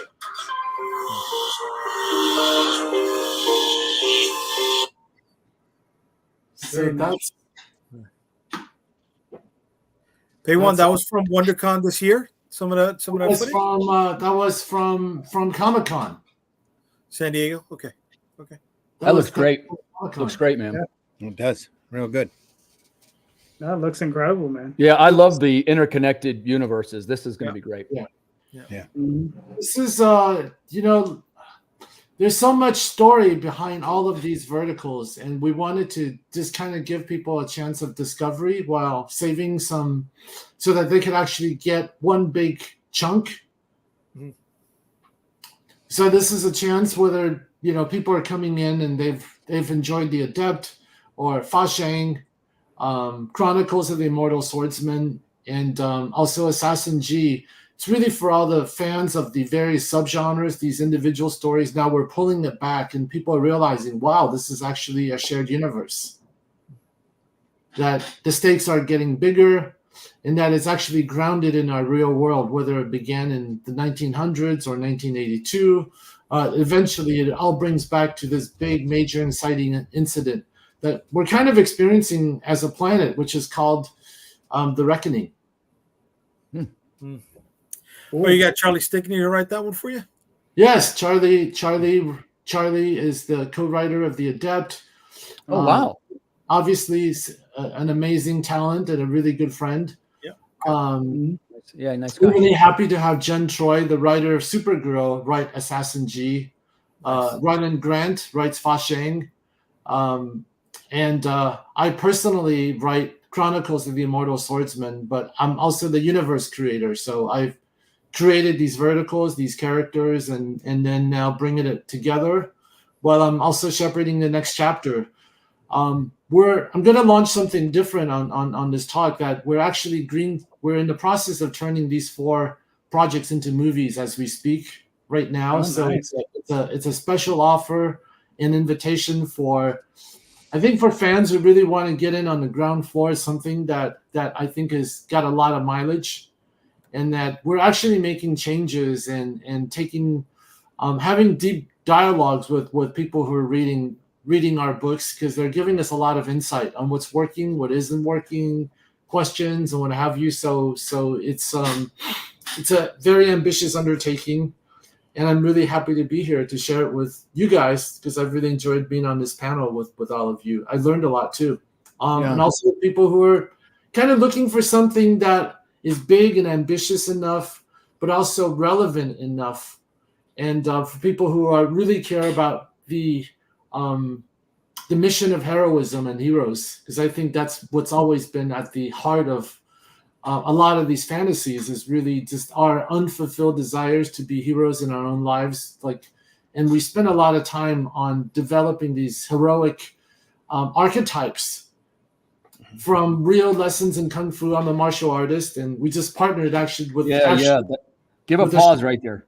Stop right there on that blue page, the blue purple. Wow, that's really sharp, brother. So taking that real authenticity into the storytelling, which is kind of one of the reasons why we've done well with fans.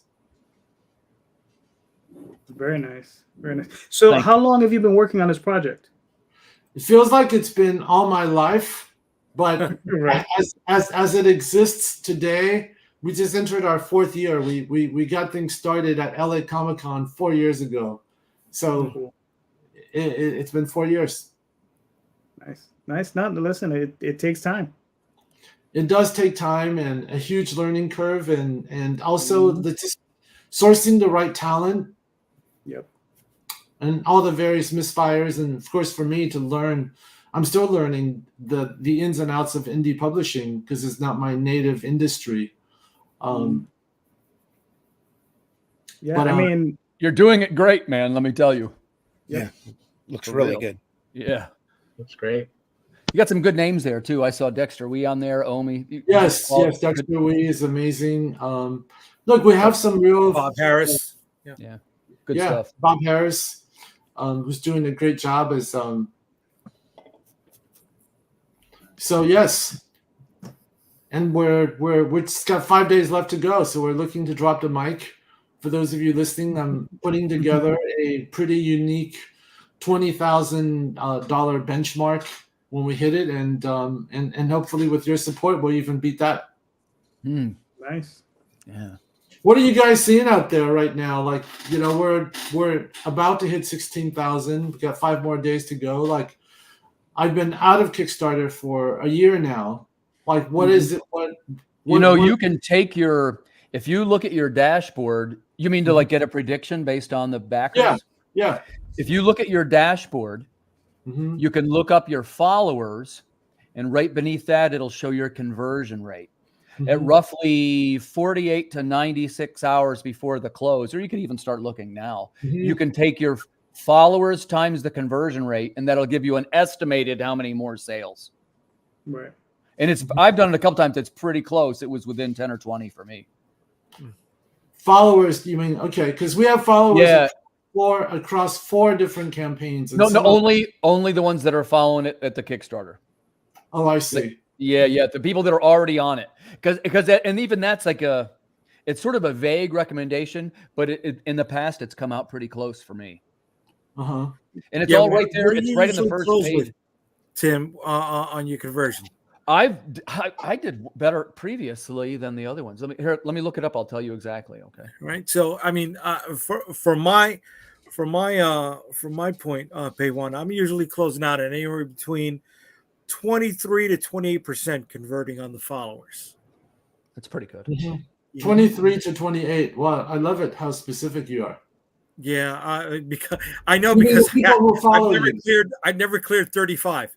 So you know, and like you're ready for this right now, and this is poor in my part. I'm at 17% conversion. Look at that. Mm-hmm. Look at that. Well, that just means there's room to grow. Right. And in Water Wars, I've closed 25 days. So you're still early. Mm-hmm. Yeah.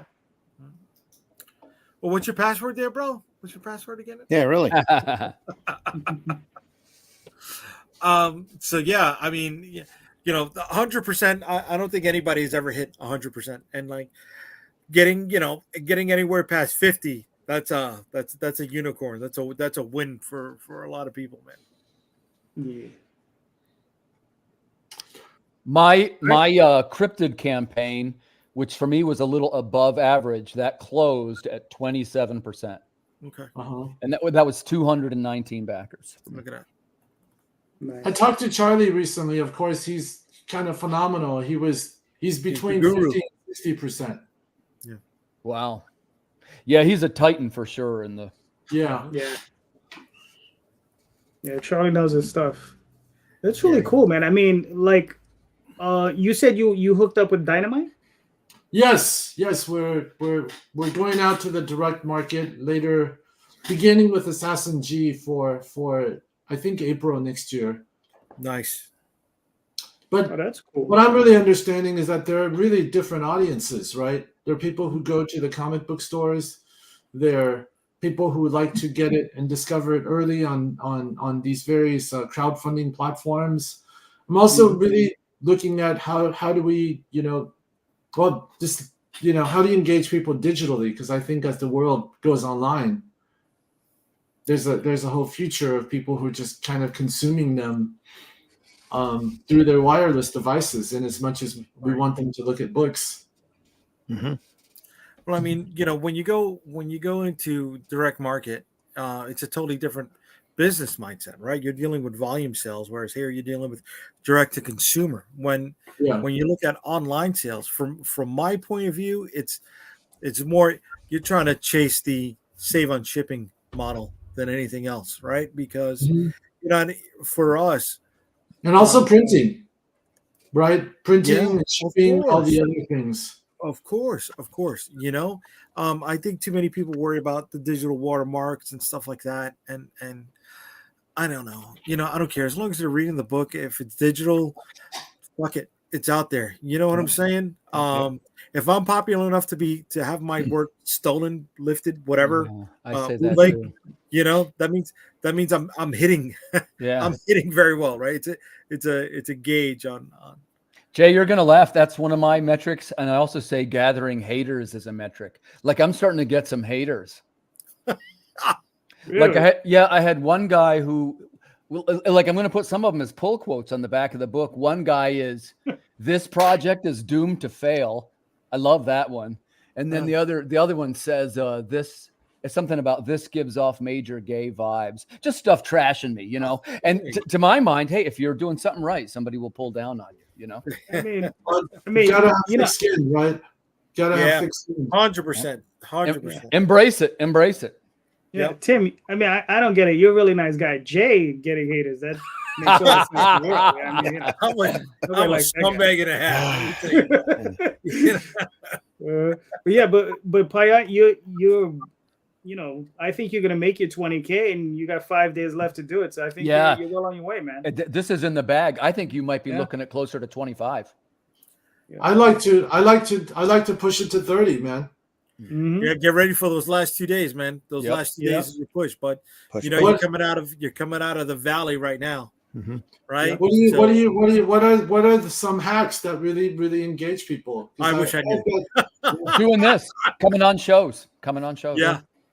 Honestly, on shows. it's more cost effective than taking out Facebook ads and If you Twitter want, ads and stuff like that. and I'll do this with Chris too. We could work out some kind of cross promotion. I'll shout you out in my update and Chris too. Mhm. And if you want to, I'll give a free copy of my book if you want to give one out. I do digital swaps for free. Hey, Same. You Bunch can of grab this- one Yeah. from me. I'll do the same. Yeah, let's. I'll reach out That to you works. guys. That works a lot. let's Yeah. collab. Sure. And it's a small thing, but every little thing, you know. Hey, Daphne's got the solution right there in the chat. Daphne. that's right. Way to go, D. Porn. That's the hack. That's the hack. That's the hack. That's a horrible hack, but it's a hack. It definitely Yeah, is a I hack. love what I think both what you guys are doing. I think your projects look terrific. Hey, Marcus, Very what's much up, so, man? yeah. Really good stuff.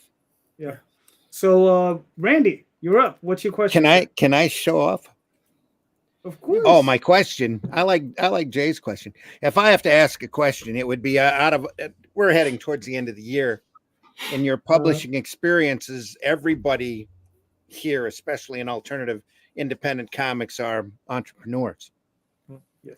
So what'd you do last year that you learned from that you won't do in 2024? Can I kick this one off? Can I Please go ahead. please. We know you were joking, Daphne. So was I, hopefully. I will not join any major conglomerate of other indie publishers to get my books into a big box location. That was 3 years ago. That was. Seriously, I that's don't know, the it year. He feels said like it was- last year. It feels Last like year. we year. just got our books back last year. See, I but- keep track of that too This because year. my last two, my 2 years ago, I was out. So yeah, Yeah. I still got 2,000 units. I'm trying to fucking move over. well, technically 2 years ago, I guess, but Yeah. going on Yeah. 3.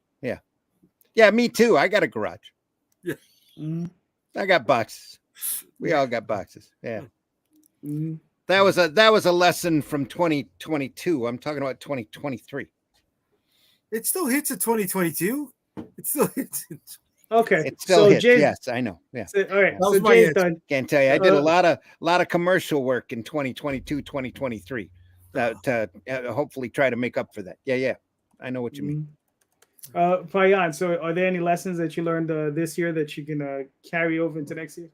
Gosh, it's I'm reserving that until after the Kickstarter campaign. I'm gonna start writing my creed for 2024. But I would say that a lot more digital engagement. Mhm. And also this year was kind of there's a lot of exploration without some deep planning. Next year, I would say I'm going to really build out a very strong calendar and try my best to stick to it. So kind of starting the year with a master plan for the year. All right. That's fair. Yeah. That's cool. Listen, I mean, God, plans. I hate those things. Chris, what are your thoughts on the question? Yeah, so I think it's almost like a reiteration of some of the things that I've just learned over the past few years, and it's just keeping a schedule and treating the creative side of things kind of like exercise, where you just do a little bit each day, even if it's just a little bit.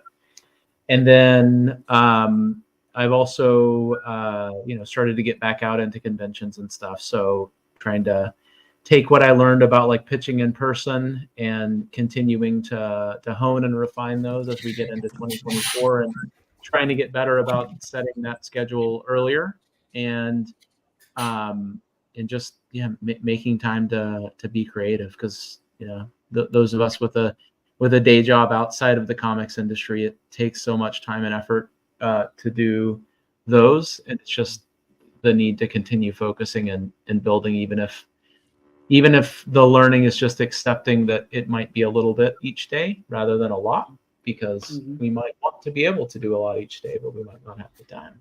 Every step forward is in the right direction. Yep. All right, cool. Oh yeah. Mr. Tim? What features would I do differently in 2024? What lessons did you learn?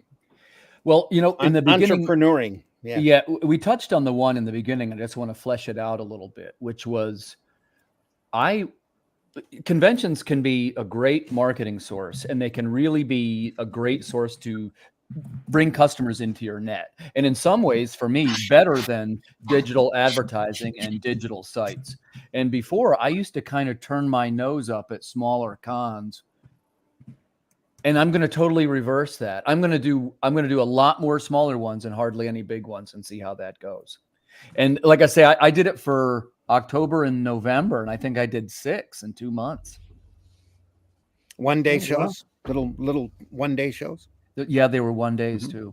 And by the way, and I don't mean in the sense, oh, I was selling so many, and it's more along the lines of it's the discovery, right? Hey, what's this? This looks pretty cool. I picked up a couple of editing gigs too from some. Like people say, like, hey, how do I make it to where it looks like this? Hey, this is one of the services convention, right? You got to be in your marketing gig.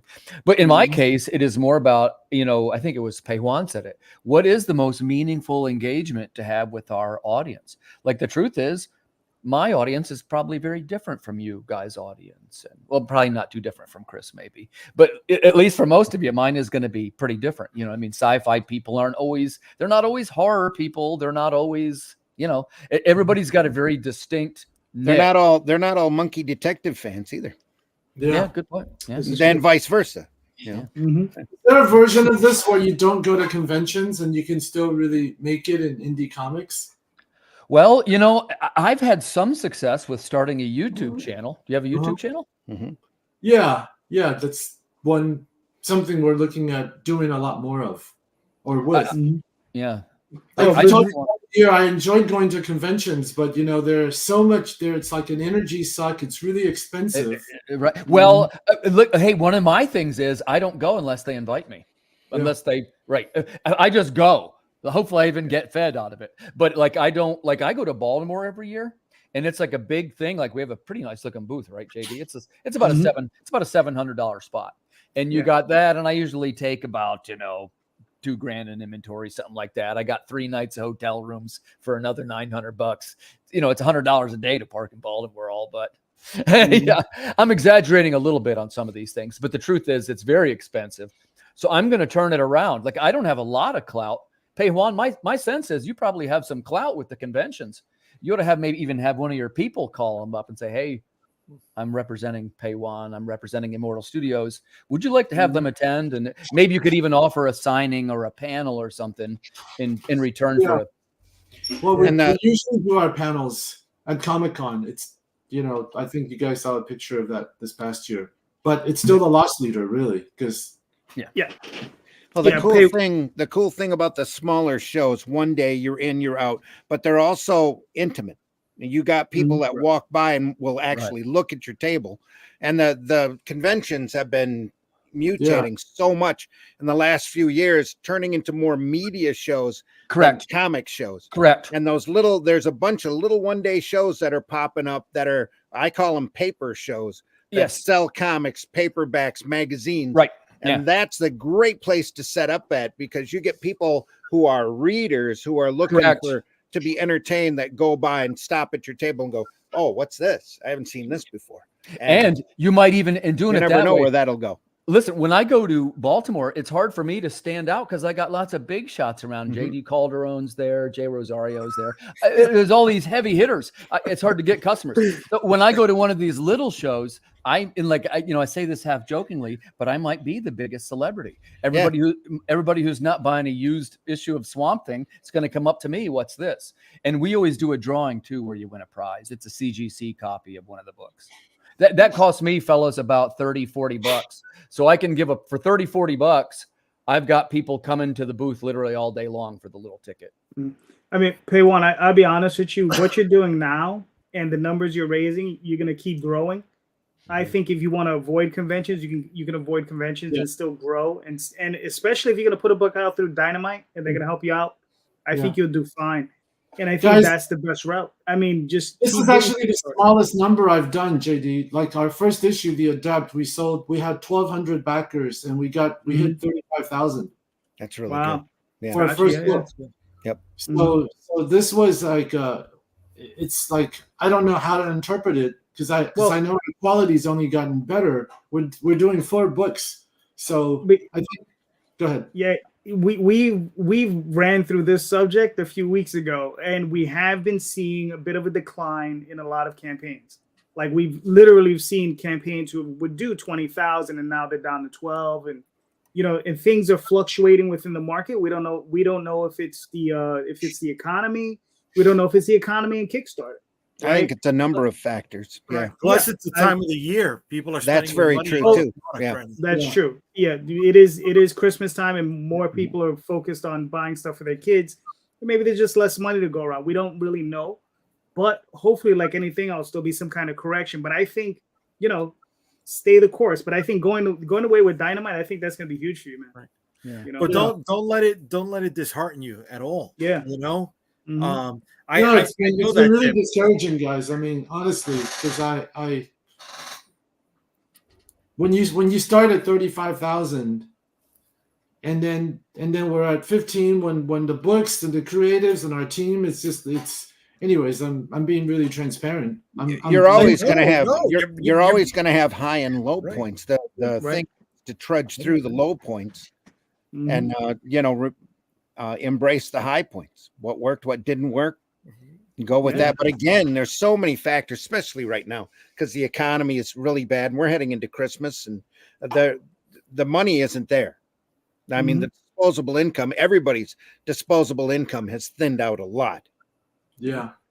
So, and that has to be taken into account. Plus you might want to think in the other direction that your numbers are as high as they are because you've built that foundation and you've got people, loyal customers that are constantly coming back at you. Yeah. I think it's more that. I think it's more that, Randy. Yeah.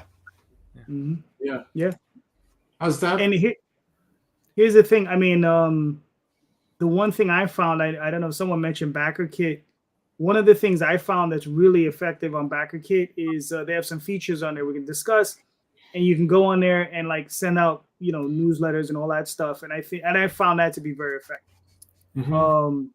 And if this is bothering you, you got to get ready for the direct market sales because the drop off is even worse, brother.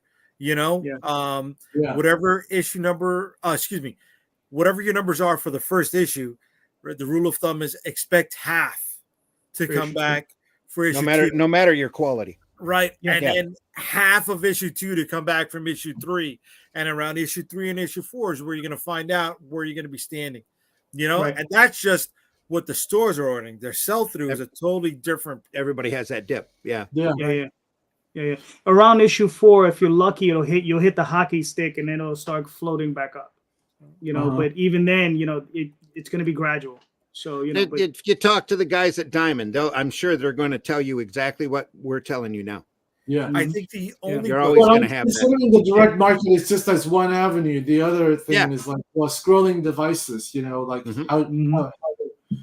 But I'm also thinking of like this is where I could use all of your input. It's like, what are you guys doing for pricing? For numbers are going up. The pricing structure seems to be a little bit nuts as well, right? Yeah. Numbers are going up as we speak. Paper pricing and shipping. I budgeted for one price shipping, and back in September, post office just went up 2-3 weeks ago. So that's a kick in the ass right there. It's I don't want to say it's a game, but you gotta nickel and dime everything. You do. Yeah. I mean, the paper prices may come down. Sure. That's a fluctuating market. It depends all on demand and how much they're producing and all that stuff. There'll come points where it's going to get really cheap again. It also depends on, if who you're doing it with. You're using a good print broker, because I worked through a print broker, and if you have a good one, they're going to get you the best price they can possibly get. Obviously they're going to take a cut, but that cut is usually 2-3%, sometimes 5%. Because they want you to do business. Well, that's really a good print broker that's only taking 5%. But I'll tell you that. But that's the thing, though. Yeah. I mean, the guy we were working with, right? Mm-hmm. You made it up in volume. That was that's the thing. You make it up. Going to make it up in a lot of volume, but that didn't happen. But anyway, that's another story. So, Yeah. Randy, do you have something to share? What do you got? With Arrow, we're a conglomerate of individual entities, really, and we tried a tier system with a set of books, where you could buy 6 books for a certain price, because it's difficult to crowdfund one single floppy and mail it in the mail. And the big thing I learned out of that is to make sure that your book is done before you start advertising a tier, because we're still waiting to fulfill a campaign on a book that I had done, that the last book in the tier is just now finally getting completed. And it was something that wasn't expected. The workload increased, and the folks fell behind, and all that. And I'm not, bitter about that. It's just the fact that I've got another book now that's all done. The print file is ready to go. I can take it to a printer tomorrow and tell them to print the book, but I don't want to do a campaign on that until my previous one is fulfilled. So I'm working on other stuff right now while we're waiting to fulfill this campaign that should have been done a while ago. Right. So that's my big lesson. That, and you have to have a plan, or at least a list, a things to do list of goals that you're going to hit, at least for the first half of the year. Right. Hey guys, this is a little rude because I've enjoyed talking to you guys, but I do have a hard out at in 2 minutes. So no, that's fine. We're about to wrap up anyway.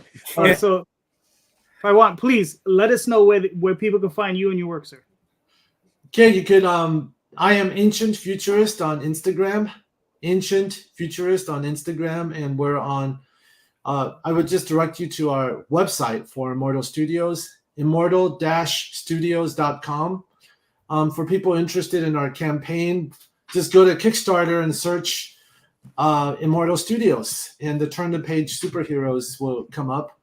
And for Medium readers, I most recently wrote an article about why to turn the page on superheroes and what does that mean.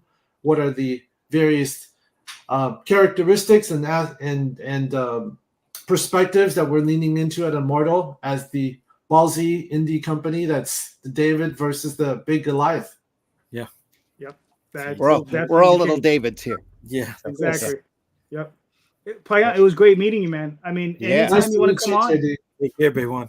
Keep at it. I'm telling you. Great stuff. Anytime you want to come on, let me know. Just reach out. Hey JD, I want to talk to you. I want to, just separately get your. Well, anyways, I've learned a lot from you guys. So thank you for your generosity of spirit and encouragement. Yeah, really appreciate it. Man. Yeah. Thank you. Anytime. Just reach out. Thank you. Baby. Have a good night. Take care, man. Good meeting you.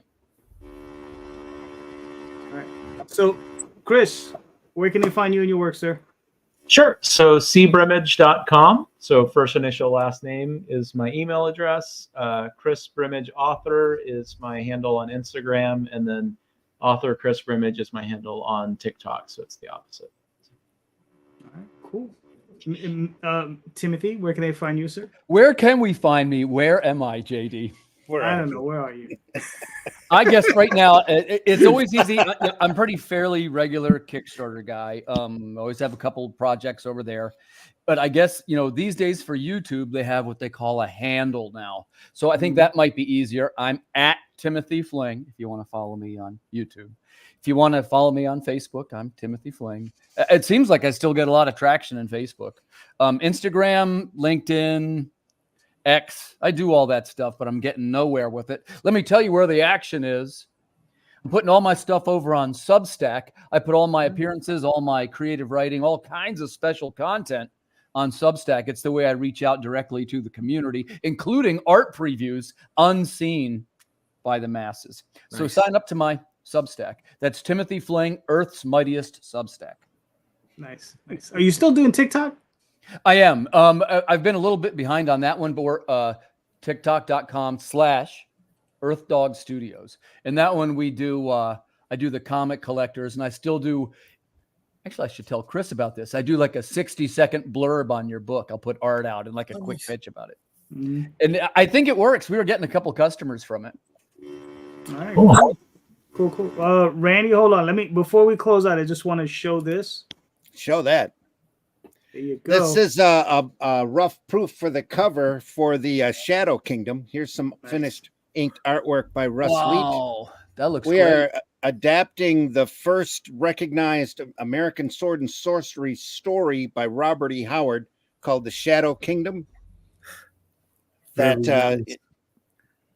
Russ is a huge fan of this genre, and he's always wanted to do something in it, and came up with the opportunity, and he asked me to break the story down. I was real happy to do it, and now I get to figure out how I can letter it. So that's my next immediate thing on my list. So if you want to see some more of my work, the latest issue of Comics Unlimited that's just getting ready to come out from Glenn Fleming, that's available on Amazon. I believe it's issue 14. It's got a short story that I completed in that about my experience with Doctor Who. And then after that, the Out of Obscurity anthology that was offered through Fund My Comic. I've got a short story in that, as well as a bunch of other little illustrations featuring a little angry cartoon monkey I have named Spank. So, and then this project will start being available March 1st over on Fund My Comic, where it's going to be like the actual graphics on it's about 70 pages. And then we'll be running a copy of the short story, the actual story in the back of the book. There's a foreword being written up by a Howard scholar, and then I've got an epilogue to it that I'll be writing. And they'll hopefully, if the project is successful, we'll be doing a lot more of this kind of work. And if right now Russ Leach has a sign-up page available over at his site, russleach.com. You can go over there and sign up for news and information. He just sent out the first email. He promises not to bombard you with a lot of stuff. Just whenever there's any new information, he'll send out an email to you and let you know about how the project is coming along. So other than that, for me, it's the Indie Comics Network. Friday mornings at 5 a.m., Comics by Night, and Sunday mornings at 9 a.m., Sunday Funnies, where we look at some other great sequential artwork by some of the biggest masters in the business. You know, a lot of great folks. Right now on Fridays, we're going through EC's Two-Fisted Tales, and the Sunday Funnies, we're going through Alex Raymond's Flash Gordon. Nice. So it's a lot of fun, a lot of experienced folks sitting around. Sometimes the topic or the conversation wanders to who knows what direction, but that's the material that we're looking at the moment. And we're all archived over at the Indie Comics Network. So go over there and take a look. There's a lot of great stuff that we've gone over the past year and a half that we've been around, and can't tell you how much fun it's been and how inspirational it is to go through some of the stuff. You guys went over the Alex Toth stuff, right? The books? We've covered a couple. We've covered his InDesign book and his cartoons book. Yeah. I just recently read those. They're awesome. So, Jay, where can they find you and your work, sir? You can find me at unstoppablecomics.com. All of my social media links are on the website, so you can catch me there no matter what. All right. Thank you, everybody. So my name is JD Calderon. You can find me here most Sundays. The holidays are coming up, and I don't think I'm going to do a show on Christmas Eve or New Year's Eve. But maybe on the Saturday before. We'll see. But there is a show next weekend, and we're going to be talking about something interesting then. So thank you so much. You can find me on the Oswald Chronicles and all this other good stuff. And I'll talk to all you guys later. You guys are all fantastic. And just remember, everybody, all these creators, their links are in the show notes. So go check out those links. Go buy those books. They're all awesome. Thank you so much. And just remember, everybody, buy more books. Buy more indie comics, especially ours. Have a good night, guys. Yep. Take care, everybody. Thanks a lot. Everybody.